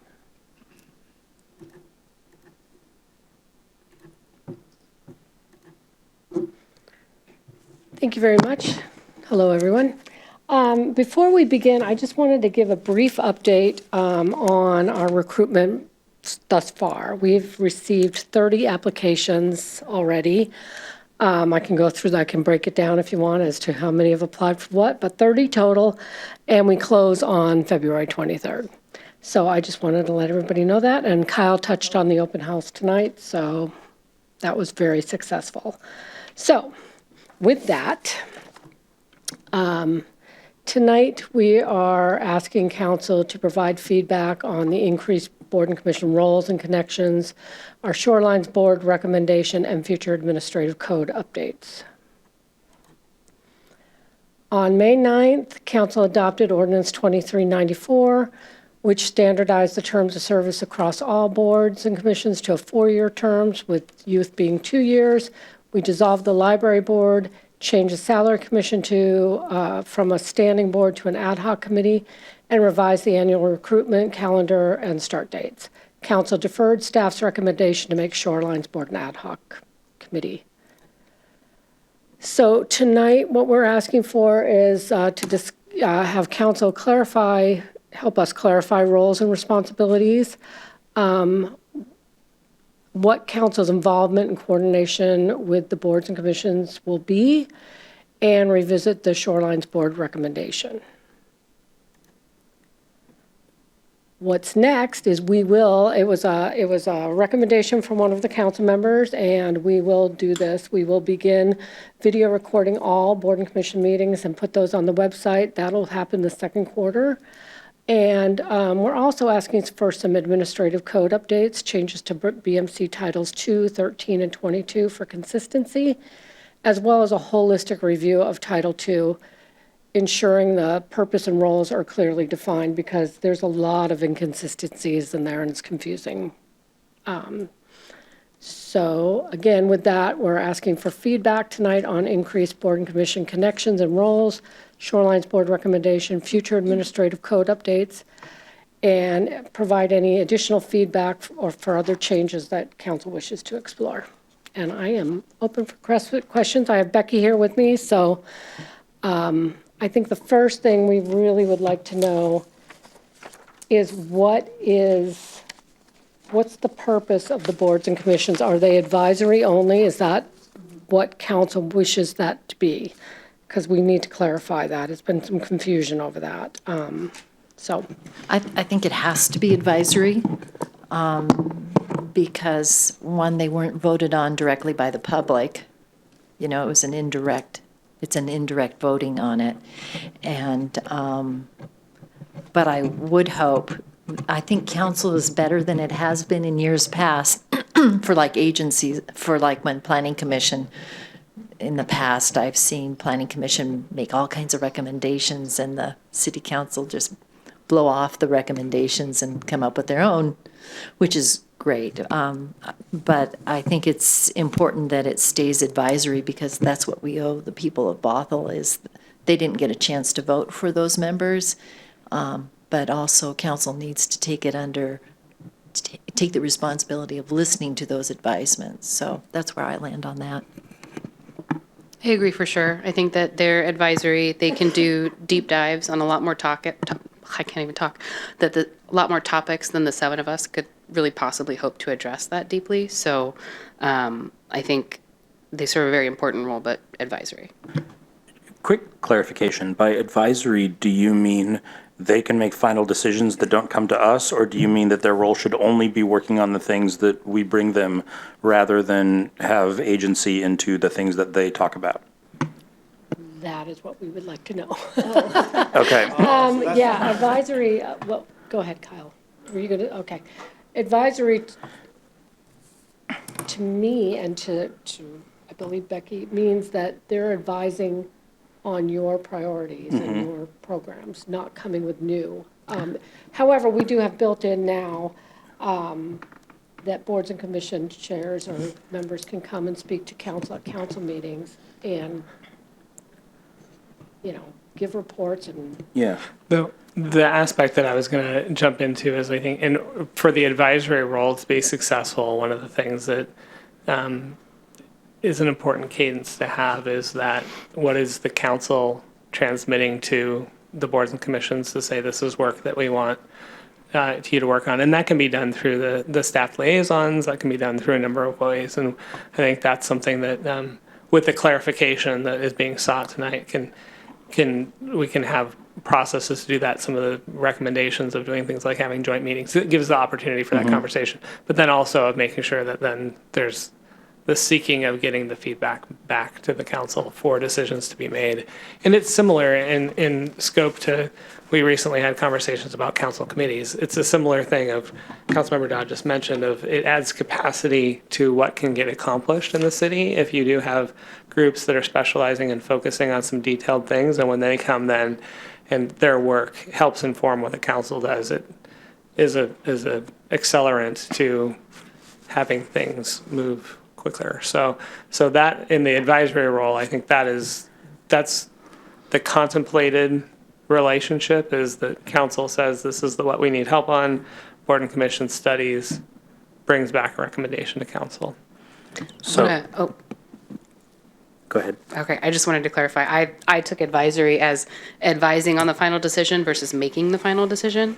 I want to hear from our boards and commissions. I think once you've been on one of these boards or commissions for any length of time, or if you come in with knowledge and that's why you were appointed, you're going to have good ideas that would never occur to one of us because we don't have the same experience. So I think about doing the docketing process on planning commission. I think we put some stuff on there. City council kind of came back and said, okay, we like this, we don't like that. Here's the final list. Like it was a back and forth through staff. I would love to see that from all of our boards and commissions. Yeah, and what we've built in for 2024 is joint meetings with the boards and commissions. So we have, so we have a couple of those earmarked for this year. We're thinking like one with parks and arts and another with planning and landmark. And the other boards and commissions have different appointing authority or ad hoc or have very specific time and purpose. So if needed, we would schedule those as well. But that's one of the ways we're trying to have more interaction between the council and the boards and commissions. Could I ask the mayor a clarifying question? Sure. I think I understand where you're going with this. You're concerned that we might miss a gem of an idea if the conversation doesn't get to come towards us. So I think they should remain advisory bodies, but maybe not just advisory bodies. Like, I think that, like, I am always blown away at the level of talent we have in the community that wants to come give it away for free to us. And I feel that they should have more input into their work plan or be able to have a dialogue around what that work plan might look like so that they can see that their ideas can influence the direction of the city. And, you know, as council, we obviously retain full control over that, but I think there should be a forum for our boards and commissioners to bring their ideas to us and maybe like, I think it was Councilmember Curd said, kind of work on that work plan in tandem, maybe through a staff mediation, like, hey, here are our ideas, here was what we have, here's what capacity looks like, and we can kind of choose them together, just so they can have more agency. Mm-hmm. And I think the idea of having us have those touch points during the year is a great opportunity, but what happens if that light bulb goes off just after we've had that meeting? I guess it would be kind of on staff to say, yeah, this looks like this fits within council priorities. We need to get the message back to them or some format of that. I think that's one of those things where it will depend on what that is and when it happens. And if it's a really good idea that's related to something else that doesn't take a lot of bandwidth, maybe we could just like do it.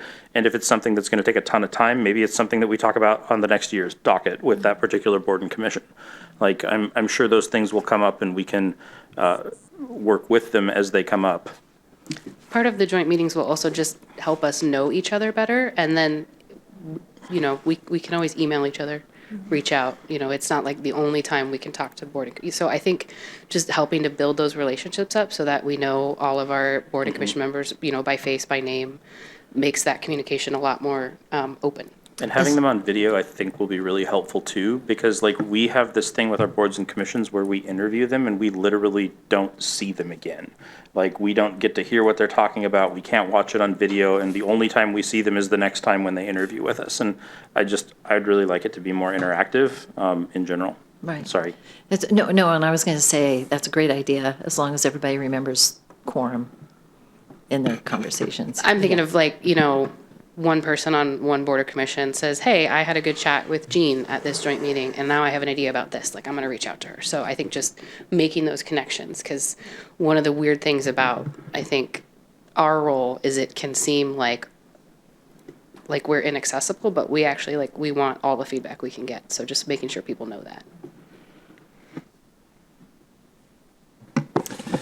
I just want to make sure I have some real clarity on what we're talking about when we're talking about the purpose and the objective of the board and commissions. What I'm hearing you say, it's almost like we could reword it a little bit to say the boards and commissions, they're advising council, they're informing council, they're making recommendations to you on work that you're going to be making policy decisions on or work that you're going to be doing.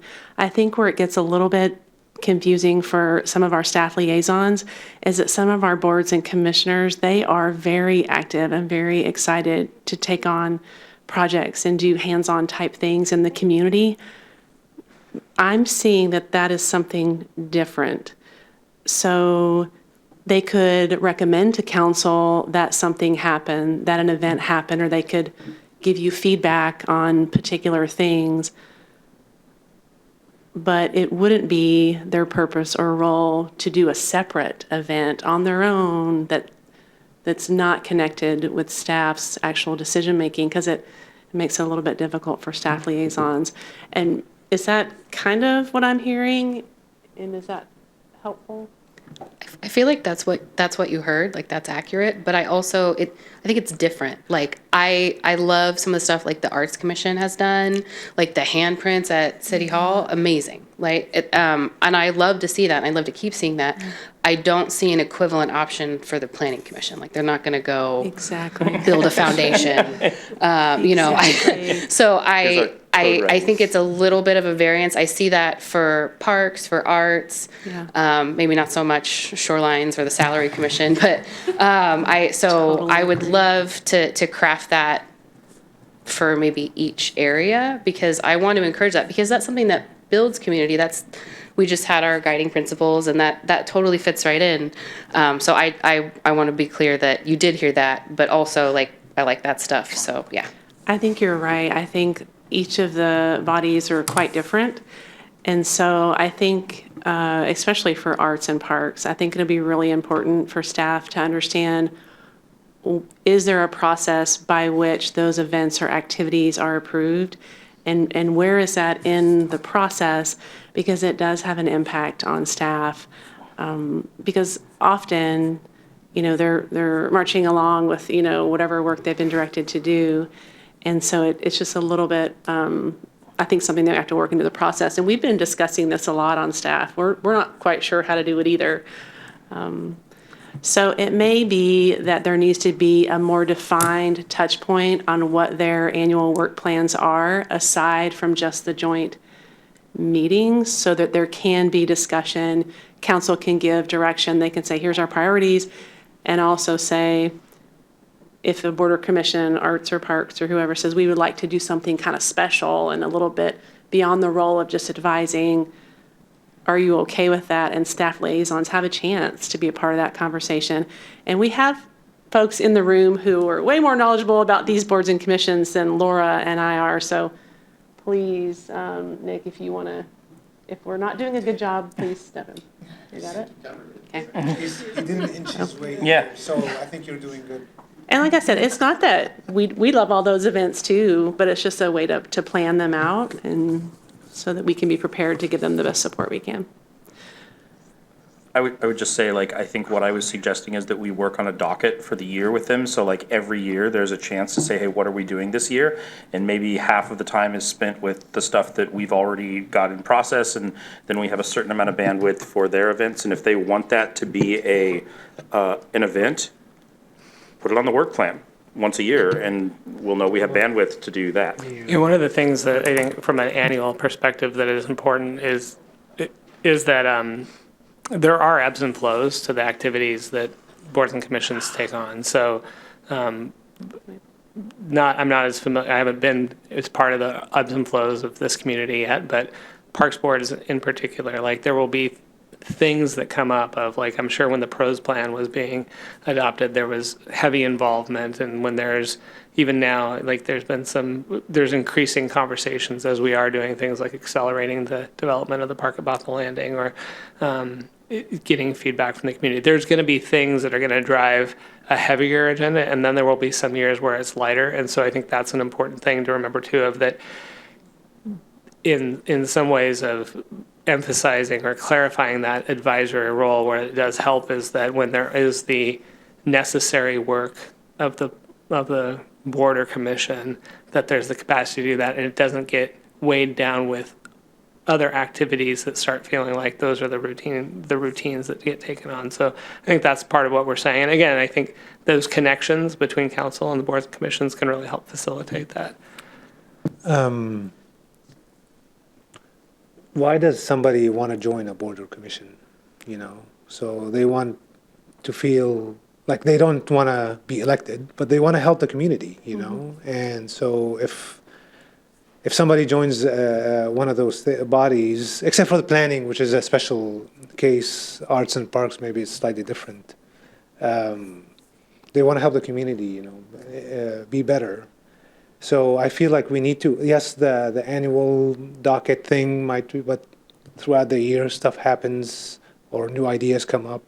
I feel that some flexibility needs to get built in. So yes, it's the council wants X and then a board or a commission says, do it this way or that way, and then we consider it. But then there's sometimes they have their ideas because they want to help the community.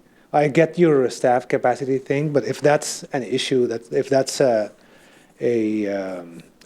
a blocker, a big major concern or major issue, then let's address it as part of the budgeting process, so that we can have a conversation around that as well. Because I feel like it should be a two-way conversation, not just a one-way.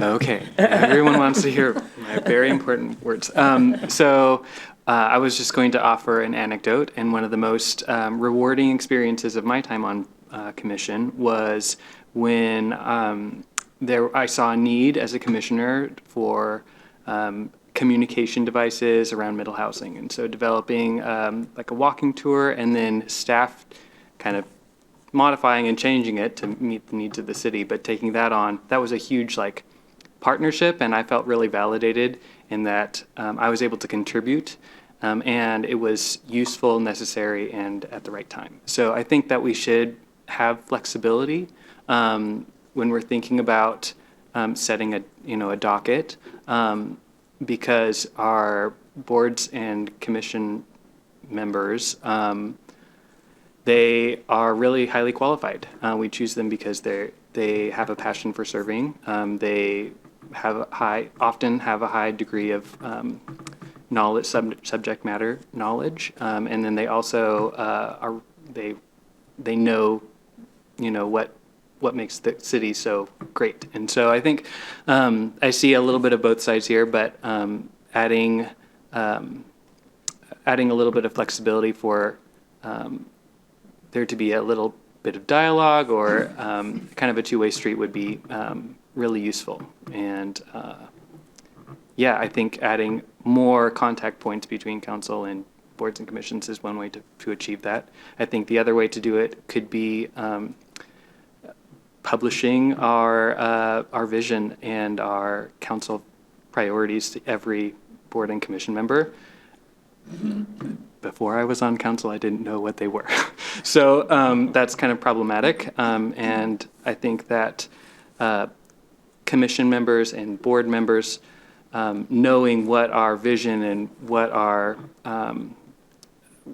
what we see as the need for our city, and being able to share in that vision can help them, find ways to modify their docket or, give us ideas on how to improve. So I think that's kind of like a one concrete, easy step to make.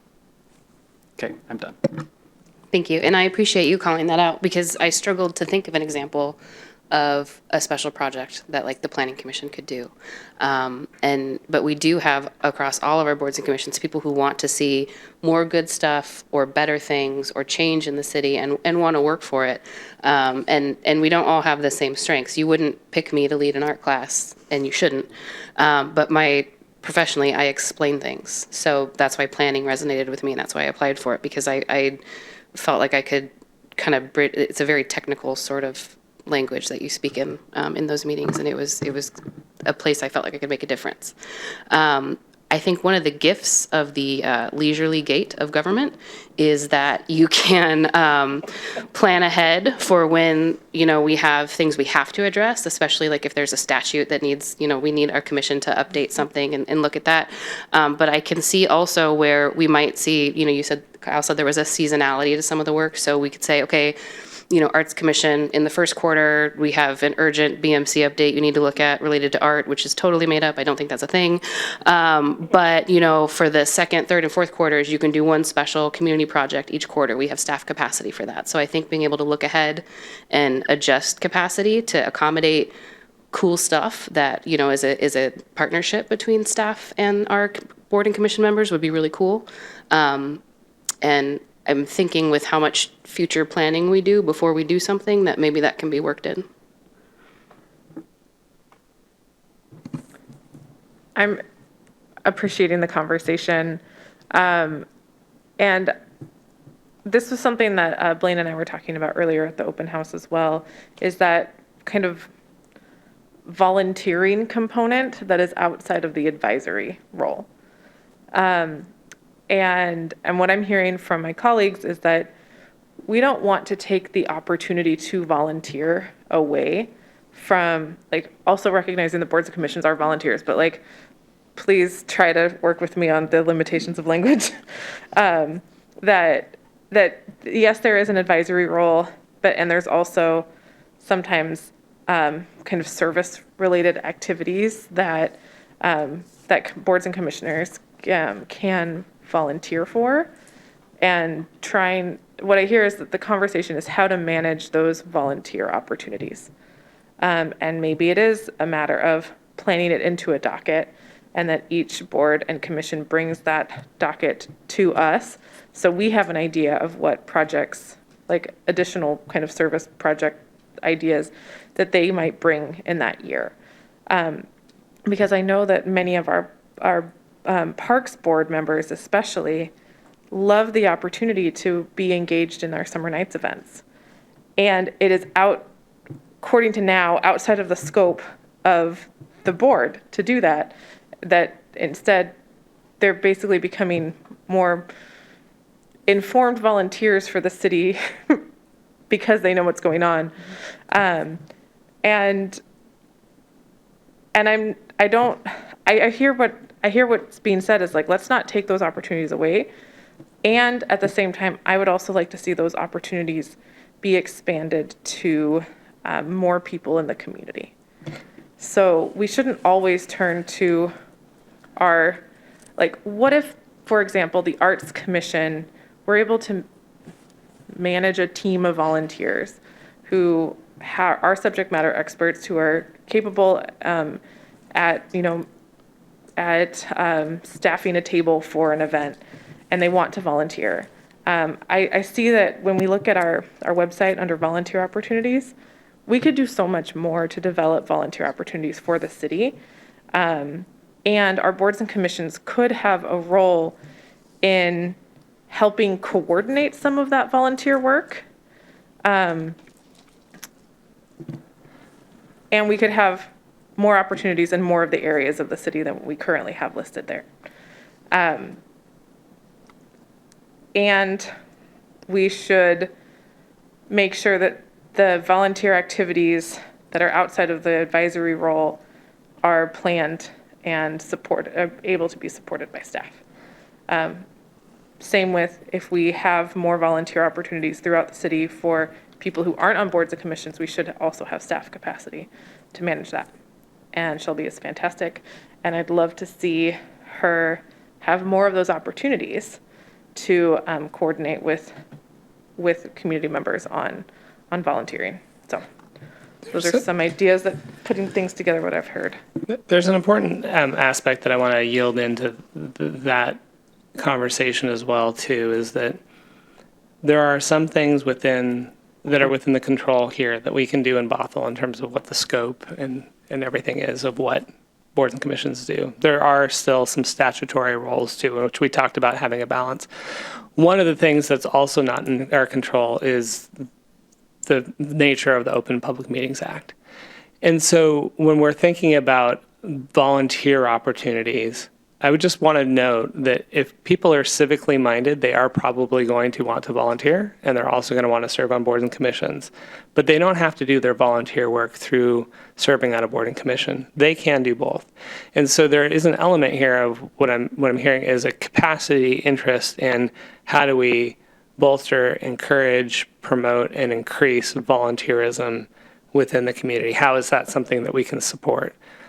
I also hear of that we want to encourage people who are civically minded, who are getting involved, to have those roles. And I think on that, we have to think about then what hat are people wearing, And so in terms of conducting business that is related to a board and commission, everything they do falls under the OPMA. And obviously, we have found ways to make sure that we are under the letter of compliance.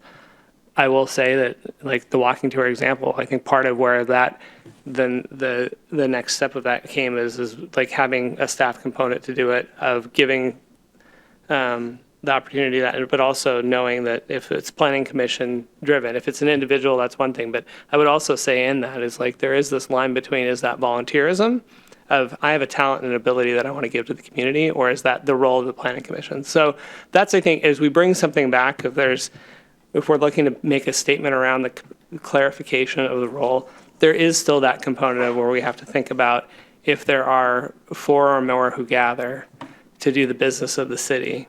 It's an open public meeting, and we can notice it, and that's one aspect. But what are the other things? Are there actions being taken? Are there minutes that are needed? Is there access that needs to be provided to people who can't attend? How are we going to accommodate that? So again, the nature of embedding volunteerism within a board and commission does create a complexity that we have to be thoughtful about as well. So I love, though, the fact that by the very nature, anyone who wants to give up an evening to sit in a municipal building to talk about the work of the city, those people are also going to want to be out in the community, hands-on, helping. So how do we find a way to accomplish both? And there may be, again, that doesn't mean there's not room to expand within the existing boards and commissions. I think there could be. And we also might have to look at what are those things that can kick into a volunteer opportunity and work that through that program as well. So just something to hold on to. I mean, you brought up open. What is the root reason why this even came up today? The question. What's the responsibility? Like, what happened? What is the use case or two that caused you to say, "Oh, what are they supposed to do?"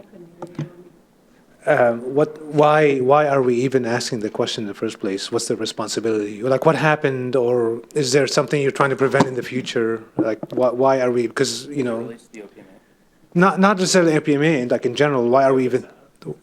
Why are we talking about this in the first place? It's been a little unclear, and some of our board and commission members would like to do more, yet the code says it's advisory, and so there's been that kind of push-pull a little bit. So we're trying to get some clarification so we can find out what the council's purpose for boards and commissions are, and then we can expand it if needed. But yeah, we've had a couple boards and commissions that really want to go out and do side, for lack of a better word, side projects, and it creates a little bit of, but then you confusion for the staff liaisons, because it's like, what can they do? And if I could give just a little bit more like maybe practical examples of what you're talking about. As folks get really energized and involved in a project, sometimes it could be something as simple as offering to do an interview with media, offering to create the flyer for the event, offering to post something. And some of those activities, the line between staff work and volunteers gets really blurred. Not that it can't be accomplished, but for us, it's sometimes not very efficient. Then we have to go back to the board and commission or say, oh gosh, we spent more time on that than maybe was really efficient. So it becomes just like little practical things like that. And also, when we did a survey of all the boards and commissions, probably at the beginning of this, there was just a lot of feedback about that. Like, gosh, we're frustrated because we do have a lot to offer and we do want to make that flyer. We would like to talk to media or different things. And so we don't want our board and commissioners to be frustrated with us, but we also want staff to be really efficient with their time. So does that help at all? It helps, and it made me think. And a suggestion. In my opinion, let's have it's a policy, not a policy as far as like a law thing, but like, what's a policy guide for? Guideline, yeah, exactly. Thank you. So it's like guidelines, but that requires a study session in of itself. It seems to me. I don't think we can answer this question. Thank you. I can't answer the question right now, but both Karsten and Amanda jumped to. I do think the feedback that we're hearing is really, it's helpful for us. I think we already have a little bit more information on how we Okay. could go back and reword some of the language. If you think it helps, It's- because the thing is, if you want to create guidelines, because if there are some conflicts of, well, staff does this, period. Like, that's it. Nobody can say, oh, I'm going to go print a flyer because staff is going to do it. And sometimes you're right, that's not the case. Sometimes it's when they put a little bit of that volunteer hat on, there's folks that are super talented and they're very skilled at what they might then be you able to have- do and help us with, which is great. But you're right, it just needs a little bit of parameters, so. So that might be something. So, oh, are you done? Yes. My take is that when our boards and commissions, random person on our board or commission has an idea they want to pursue, there should be a path to explore it. And just like on council, not everybody gets what they want, but they can take it to the body, and the body has a certain amount of time that they can spend doing self-directed activities that we then have to approve, and we go back and forth. They can't just go off on their own. But like, if somebody has a really good idea, there needs to be a path for them to pursue that. Like, and if that's a resource issue, tell us. Because, like, I want to make sure that if we are asking people to give their time away to the city, that they feel that they have an individual voice as well. And, yeah, I've heard frustration from our boards and commissions that there's no path. They're like, I have these ideas and it's out of scope, and like, and I get it, because we haven't had the conversation, and they're advisory bodies, so we give them things to do that are in our scope, but we need to have a path for them to explore those ideas. I think the timeline that we've already started to set up is going to fit very well with this. Councilmember Kerr, to go back to what you were saying, when we adjusted the timeline, the thought was such that the boards and commissions would get an update or a presentation on council vision and priorities soon after starting. And then I think the next step in that process is developing their work plans and having a process by which council can weigh in on their work plans and approve that. And I think that can all happen with this new timeline. Plus the additional thing that the mayor mentioned, which is you have your work plan, but something comes up in the middle, there a process to at least have a conversation around it. Yeah, and I think that, on the agenda where we have the board and commission reports, and they can come quarterly or however often they want, to update council on their work plans, as well as the joint meetings, I think will be very helpful going forward to make that interaction between council and boards. But I do also think that our code needs massive updating in the language for Title II, all of them. So. One other language change that we'd like to suggest, we talked about this a lot and it's in the agenda bill, but one of the wonderful things about board and commissions is not only do they advise you and hopefully develop a relationship with you, they advise staff and they help staff be better at their jobs. And when we looked at the code language, that's really not talked about at all in there, and staff really sees them as a valuable resource. So we'd like to update the language to kind of clarify some of that and also talk about some of the added benefits of being a board or commissioner. It's kind of a civic pathway to more participation in your local government. That's another one that's a real plus for us. So we'd like to just kind of update the language to reflect all that. And Mayor, reflected in your comments too, I think tonight was a good example of like steps that we can take too in other ways of some of the frustration of I don't feel like I'm able to do the things that I want to do is let's make sure that it's clear up front of what are the boards and commissions. So having an event like tonight of being able to discuss like from somebody who's having the experience and in some cases a staff liaison too, to talk about the mechanics of it, how does it work, is a really helpful step. And what the city clerk's mentioning as well is then let's also make sure that's reflected in the city code. So again, as people do their own research of what am I about to engage in, they understand what the scope, what the expectations, what the opportunities are.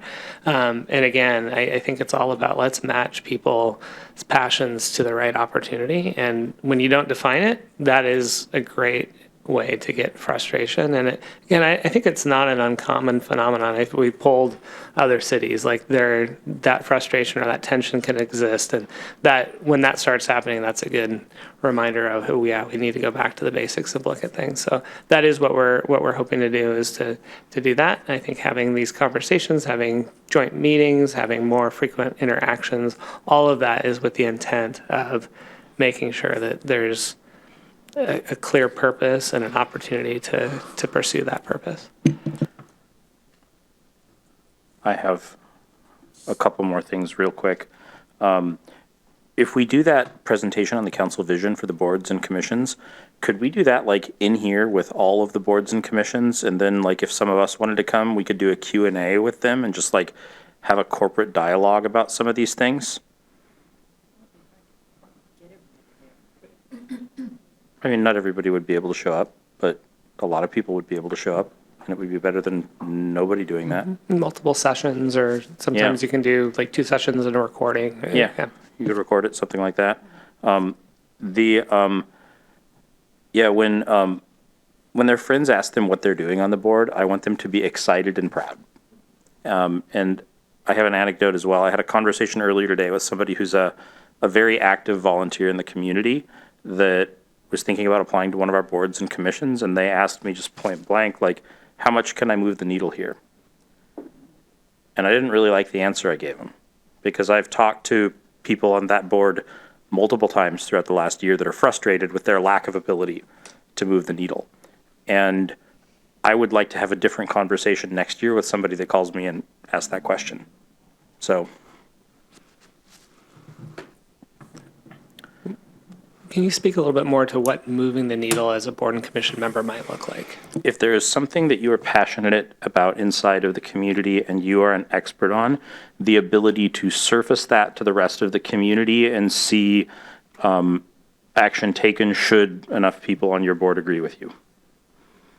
Action at the board and commission level, or action of influence to raise it to the city council? I mean, both, I guess I would say. Like, not necessarily one or the other, but like if the boards or commissions have the ability to have input into their work plans, that there's a path for that person to bring the issue they care about, make their case to the board, and if the board feels it's valuable enough to allocate some of their work plan time toward, and we agree, then they can do that.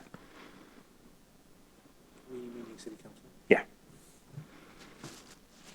Like not that like somebody can come on and just do what they want, but like if they come on, there is a path for them to bring their idea if enough people agree with them. Does that work? I think we've had quite a number of study sessions. I just want to make sure that like we have the most clarity we can. Does that work within the proposed cadence of having a conversation up front with council of these are the things that we want to work on? Council says, yes, go do it. Board and commission works on it, brings it back to council. We then, some things might be an event. Like, again, we've had a couple good examples of non-budget, low resource within the OPMA go. Yeah. Other things might end up being things that then, again, get directed to staff, say, Department X, we need you to go work this in and figure out how to programatize this idea. So that would be, that's what I'm hearing you say, but I want to make sure that we're clear, because I think there are some boards and commissions that what they're looking for is the ability to just go do. And some of the things are things that like, I don't have the authority to do. And I'm not saying that from a jealous standpoint. I think it's just good contextualization of it's not being told no. It's just like, no, that's just not, that's not something that the city would do. Like if that's something that you might want to be like creating a nonprofit and going like that sort of a thing. I would just say to that maybe a little bit of both.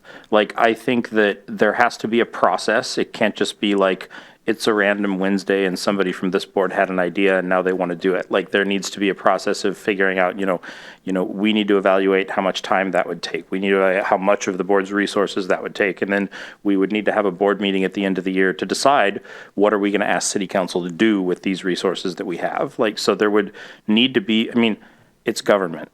There's going to be a process. Like we're not the most nimble organizations in the world, but there should be a path. Like it should be the answer if a board member has an idea shouldn't be no. It should be here's what would need to happen.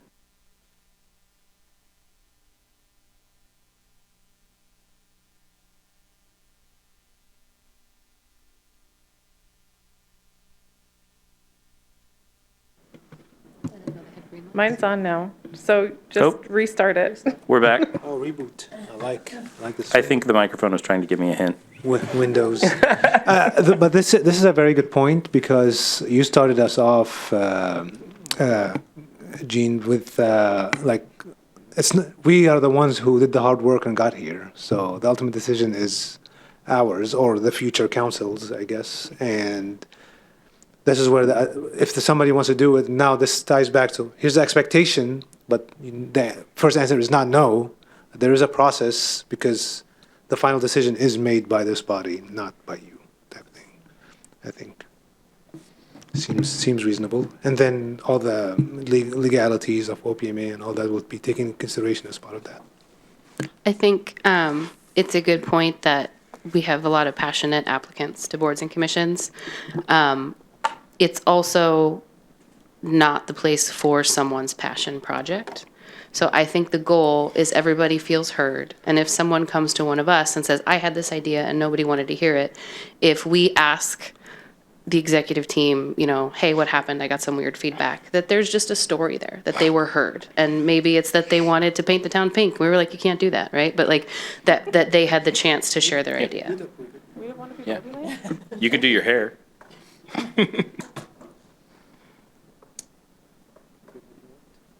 I think we did, yeah.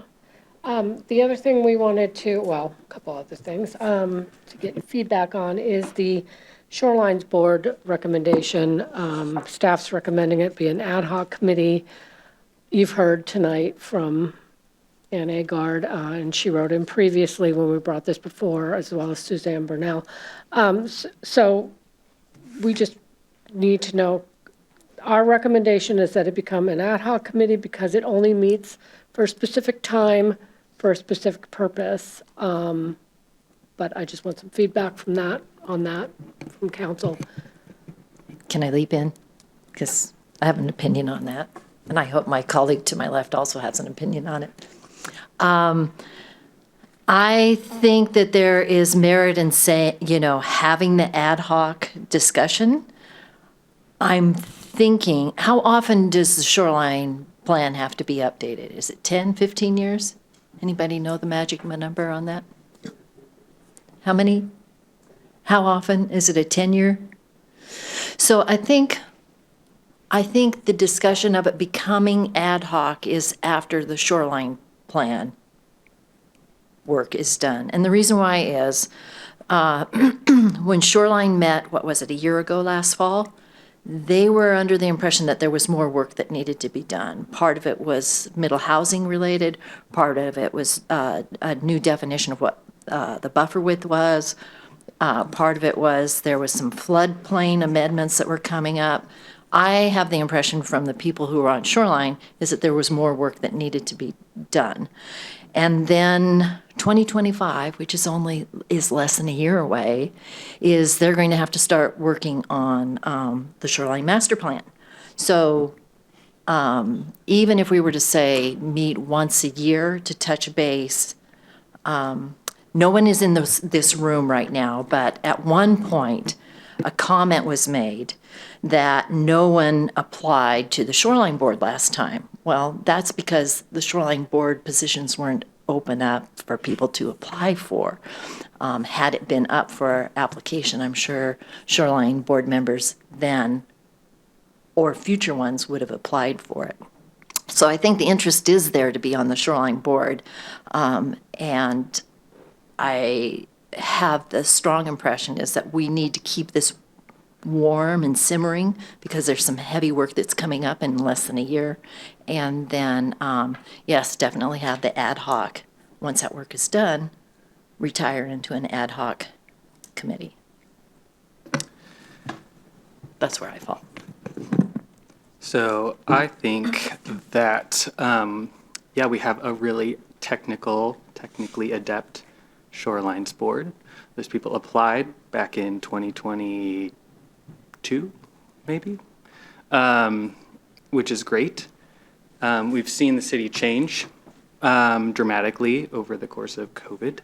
And I would be more of a proponent for an ad hoc committee right off the bat, because the technical ability and technical expertise of Shorelines members should meet the moment of those amendments and those processes. So just because someone has a history on the Shorelines Board doesn't necessarily mean that they have the ability to speak to administrative improvements to the code, to the comprehensive plan in the moment. So because Shorelines Board is such a periodic update, I feel like we should continually reassess the technical ability, the technical interest, and it should be more of an opportunistic board, really, to meet the moment. So I think from my perspective, it's really more critical to have kind of a there's no term limit.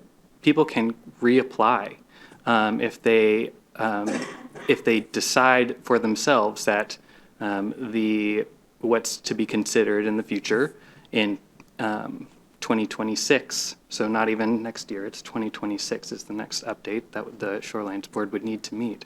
But they have work that they need to start working on ahead of time. We actually have, so I think there's some fact checking that we needed to do. And so we have researchers in the room. I think we'll talk about Jason and not being here a few times too, but no. So last year, RCW 9058.080 was amended, expanding the Shoreline Master Program review schedule to 10 years. We've talked about the 10 years, but it extends due dates by 1 year. And it's by June 30th of each deadline year. Based on that update, King County, Kitsap County, Pierce County, and Snohomish County, so our counties, the updates are now due by 2029. So just so people have that for awareness, it's 10-year update, and the next one is due by 2029. Well, then, Our agenda says program update is not scheduled until 2027. So is that No, I understand, even more yeah. updated? That's why I wanted to interject, because that is different than what's in the agenda package. Thank you. So say they start working in 2027 sometime to have the update due by 2029.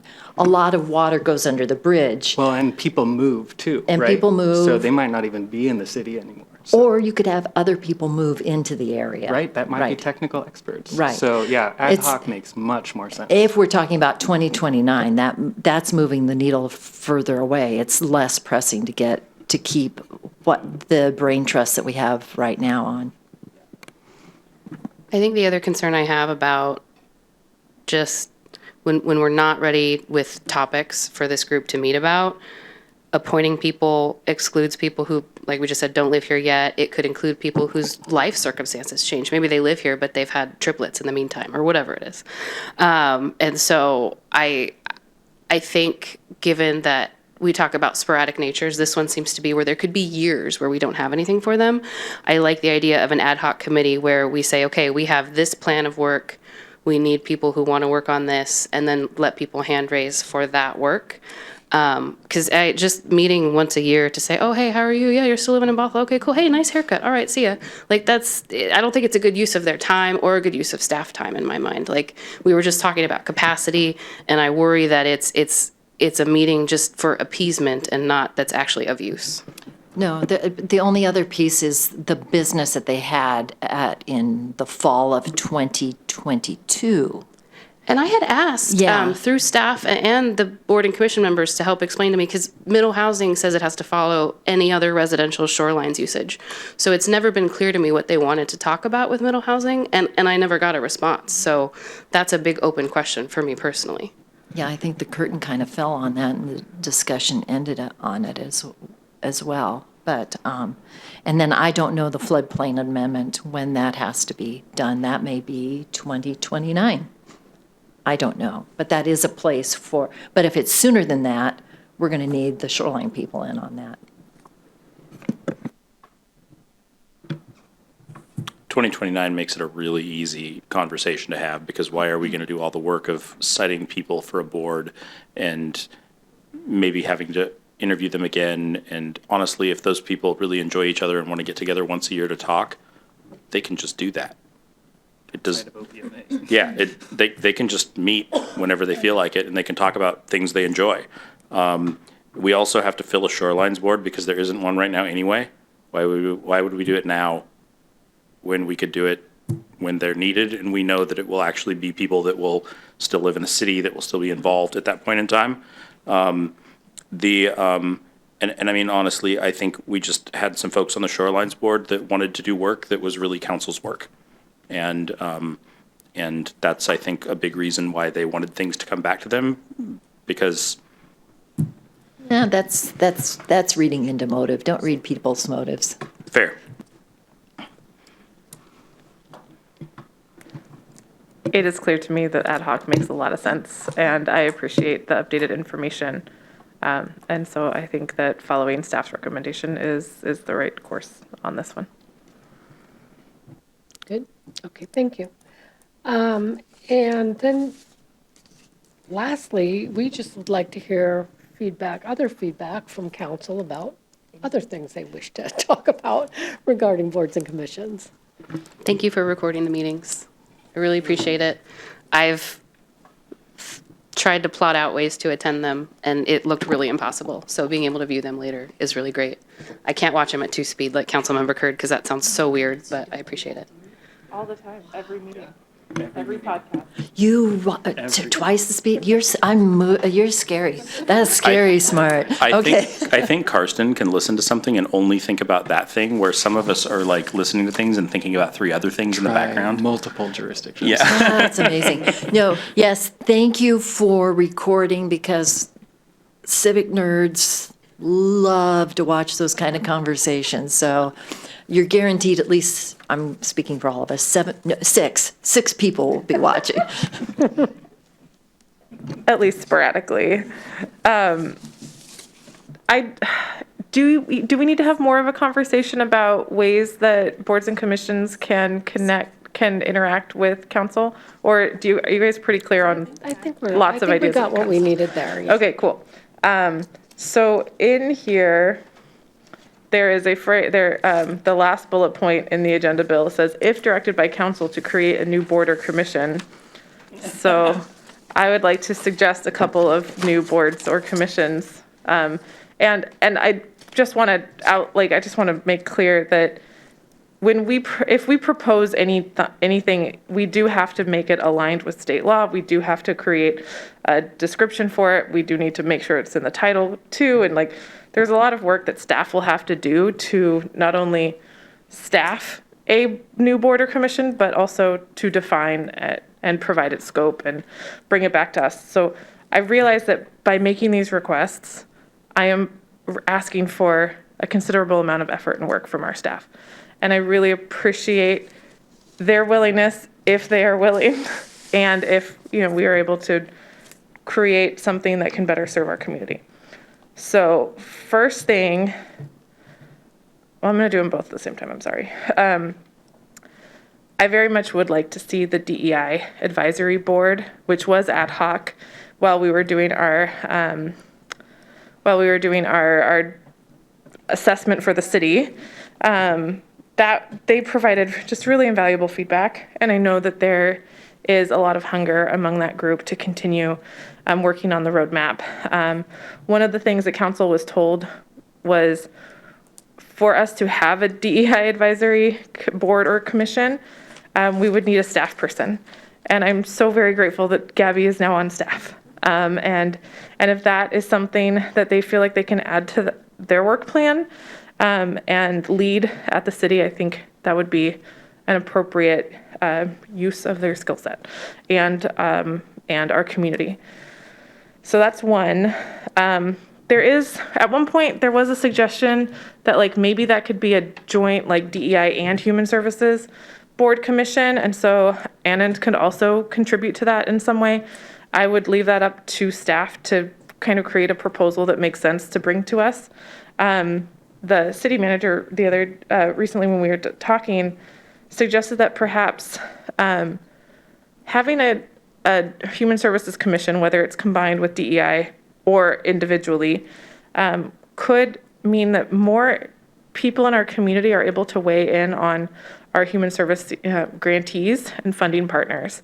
So instead of just a select group of us here, that we could have a broader group of our community talking about who are the partners that are doing good work in our community and how can we support their efforts. And so love that. Would love to see that considered in whatever staff might bring back to us.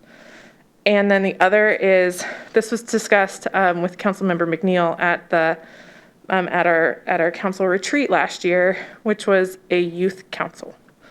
And I kind of see it as like a model UN, but for city government.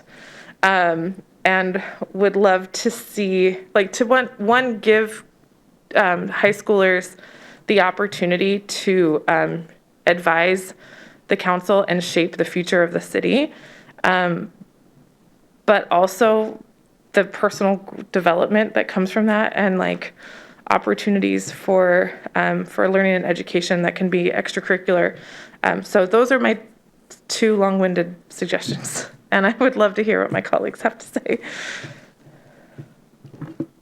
I love it. I think a DEI and or combined or not Human Services Commission makes a lot of sense, as we have a lot of good focus right now that we haven't been able to have before on those topics. A youth council sounds great. I was talking to someone at our open house, and it was an adult, but talked about how, like, I don't feel like necessarily going through school I learned like how to make change in my community. It was like you learned about some historical figures that were in curriculum that did make change through various ways that either are or aren't accessible to children. But I think just teaching people, and I love the youth council idea. I also think we've talked before about just a municipal government essentials, course is really important, because a lot of people, I think, there's a lot of reason into why things take the amount of time they take, why they have a certain path,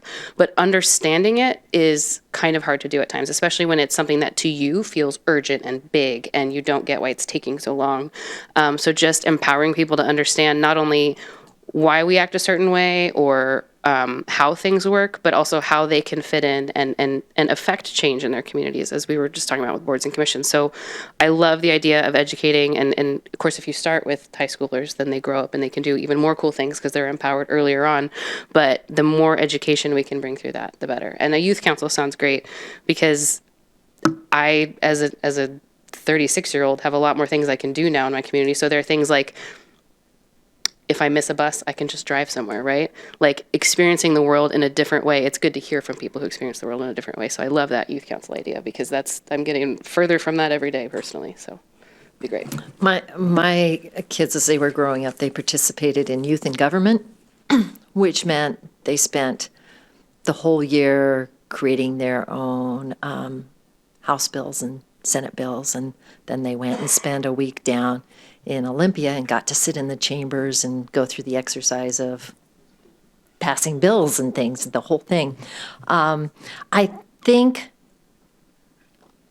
I would, the youth piece is, of course, I would love it. I would contact other cities who are doing it and see what they're doing. Do they work in tandem with an educator? Or do they take on issues and then come and advise the, council about, we talked about what is before you tonight, and this is what we think. I don't know, but what happens in other cities, and just explore what would that look like. Because I don't know if staff wants to take on the role of being a paraeducator and doing mock legislation. What are the real things that they're affecting, and what does that look like?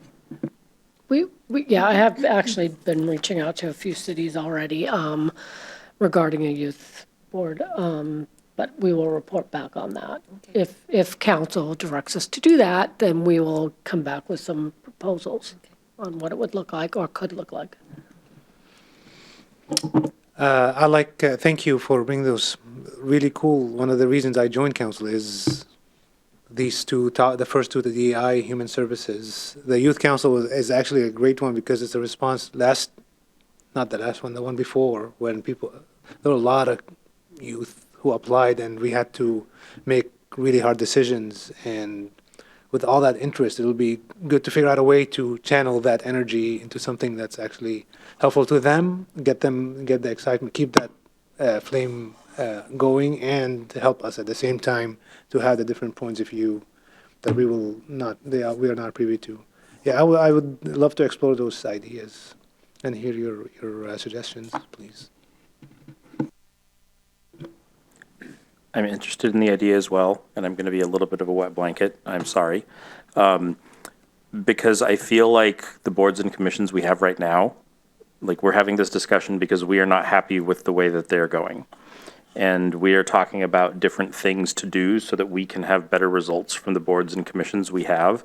And I am not anti-Youth Council or DEI or Human Services Committee. I want to make sure that as we explore these, that it doesn't detract from making sure that the boards and commissions we have right now, like we get up and running the way we want to. And I feel like we should get things working well and then talk about adding things on top, as opposed to adding things on top while we're still trying to figure out, like, what is the cadence of this? What are the responsibilities of this? Like, and things like that. And I mean, I have other questions, but those are all things that could be figured out. You know, what is the work plan going to look like? What is the scope? Like, those are all, like, those aren't reasons not to do it. Those are just things that we would have to figure out. I just want to make sure that we prioritize the boards and commissions that we already have with people that have been frustrated, and like that we fix the acute problems we're dealing with right now. No, I fully support that because part of that is going to shape how we would add other groups. And it's a little bit short notice to say, hey, we want to, what do we have, 30 applicants so far? And we want to add 2 more groups in.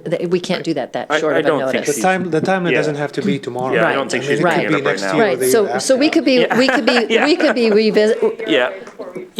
Right. We could be 6 months, 12 months from now, we could be talking about what that looks like. And I hear you.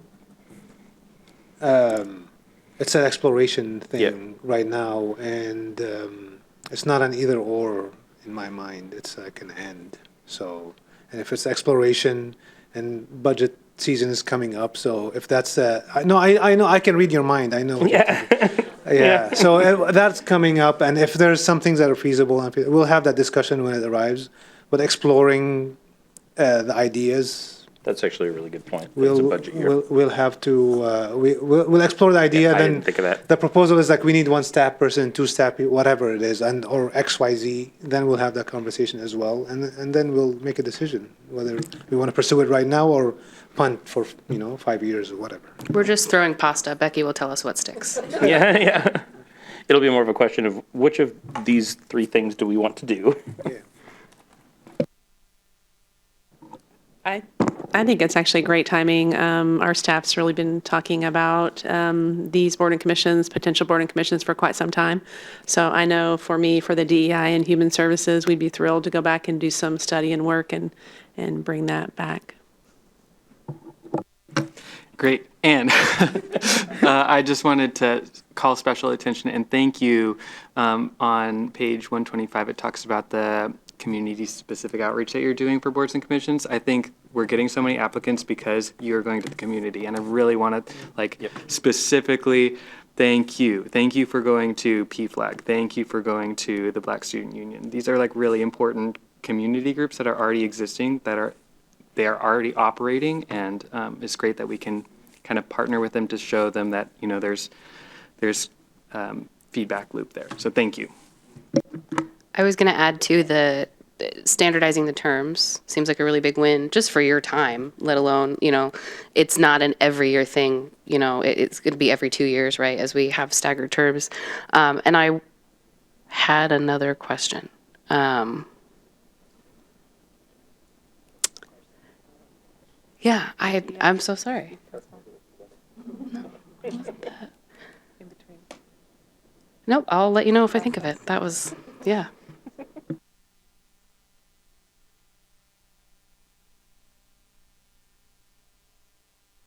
Can I put in one more request for the outreach? And I know recently Anna and Gabby both connected with Pride Across the Bridge, but they're another local organization that I don't see on this list, but I would love to see on this list. Thank you. I'm back. We had talked about potentially right-sizing, if we need to, the number of people on each board and commission as our population grows. So, and I think I had either thought or asked, we'll never know, if there's any data on, per, let's say, like one commissioner per 10,000 residents, or I'm making this up, but you get the idea. Like, how do we decide how many people are on each board or commission? Just to make sure that there's sufficient opportunity, because we do see so many more applicants. And it really sucks when we get like 15 awesome people and we have to kind of like pick 7 and assure everyone else, like, no, it's just, it's not you, there's so many cool people. So just to make sure we have the most opportunities we can without having, 30-person commissions, that would get very unwieldy. To that point, and I've talked with members of staff about this before, I very much don't want to lose the awesome people that apply but don't get appointed. And that is why I really would like to see us develop our volunteer opportunities so that in each area that we have a board or commission, there could be ongoing volunteer opportunities available for them to continue to engage in the community. Thank you. And maybe if there were leadership opportunities inside of those volunteer opportunities, if we need volunteers to organize or do something, like we email it to the people that applied for boards and commissions and didn't get on first.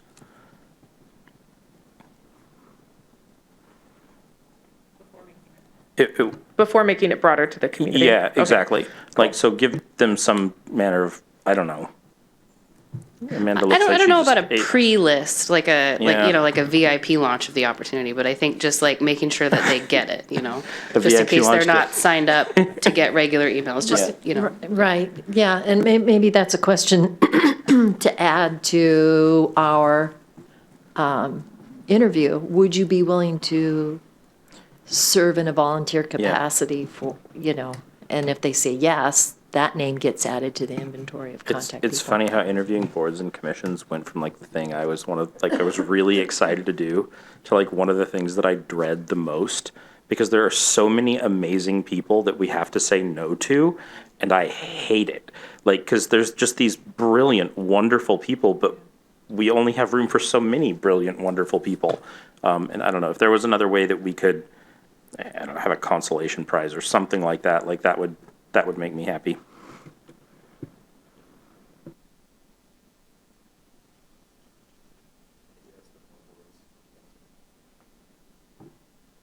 More boards and more volunteer opportunities. For me, it's both and. Yes, please. We do have a volunteer coordinator, as it happens. Yeah. Could I ask our city manager a question? When I started on city council, I was advised that we had to be very careful with our volunteers because they couldn't take on jobs that might have been done by employees who used to work for the city, and that there were rules about what volunteers could or couldn't do in helping out because, say, there was a reduction in workforce or something like that. You couldn't take volunteers on. How strict is that? Are you, everything you just said, I would say yes. And I'm curious, are you talking about the work of boards and commissions taking on that role, or just making a more robust volunteer? Volunteers, like parks, for example. Right. When we were doing a reduction of staff Sure. here, and I said, well, why don't we get volunteers to come help do this? And I was told, no, you can't do that because that used to be a job someone used to do and doesn't do anymore. Yeah, so I would I want to be aspirationally future focused and say that we're going to avoid those scenarios. And that would be part of the role of the volunteer coordinator as well, is to look at the opportunities and make sure that we're not creating an opportunity that walks us into trouble. That's staff work, right? Is to make sure that we put parameters around thinking about, are we asking people to do things that break the Yeah, law. and So that's- and- we and- do. and- We will always look at that. And I think maybe that's a message that we need to give to our volunteers of yes, we would love you to be able to do this, but we legally can't allow you to do this because of. Certainly. I mean, we would say if there was anything that would be a legal issue in terms of having volunteers do work, we would certainly look at that. I think there's not necessarily what you're asking. I think there's also the question of what is volunteer work and what is work that should be compensated. So there's that question too. So all of that are factors that we will continuously look at. It's a good point of knowing that yes, we're not going to suddenly find all the capacity in the world, and yeah, there's ways to balance that. Right, because volunteers tend to have really huge hearts and they want to move the world for their part of the planet. And sometimes they can't, but we don't want to squash that passion that they have as well. I also had an interesting, so earlier today, Councilmember Mankey and I kind of had an onboarding with the NPRSA staff. He's now one of our board members, I'm an alternate, and we're new to it. And one of the interesting little things that stuck with me was using volunteers for things that perhaps should be done by people with technical expertise. So one of the situations they got into was volunteers planting too close to the building envelope, which has degraded it further than it would have been had they planted an appropriate distance away. Not being a gardener by anyone's estimation, I can see that happening to me. If I was like, yeah, I can put a plant in the ground, and then you realize 10 years later, oh crap. So I think it's something to think about as you think of what is a volunteer role versus, what might need just some supervisory stuff at a volunteer thing versus like, what are we having people do? And it was like a weird, like slight downside to volunteering that had just never occurred to me before until I heard it in that meeting. It's a great example, I think, and similar to that too is when you do use volunteer work to do something that's new, and then there's a maintenance component that goes on, is that sometimes that passion that exists today isn't going to be quite there 5-10 years from now. So yeah, the great real example of where, again, well-intended and there's consequence. So just thinking about it, and again, how do we support those, like, how do you support individuals to make sure that they know what they're volunteering? But I love that. It's good. I'm just going to put in a shout out for Whitney Negebauer for not just her involvement on the Parks Board, but because she is actually leading scores of volunteers in doing actual technical stuff like planting riparian forests and showing us how it can be done in a really good and empowering way. So individuals like me who know very little about how to garden feel like I can go and help plant a forest. And so it's very clear where to put the plants at Yes. those events, which I appreciate. Yes, very clearly stated in the general vicinity of here. And so there is definitely an art to managing volunteers, and I think we have some good examples in our community. So just want to say that. Also in my kingdom for people that see a need and then just do something about it.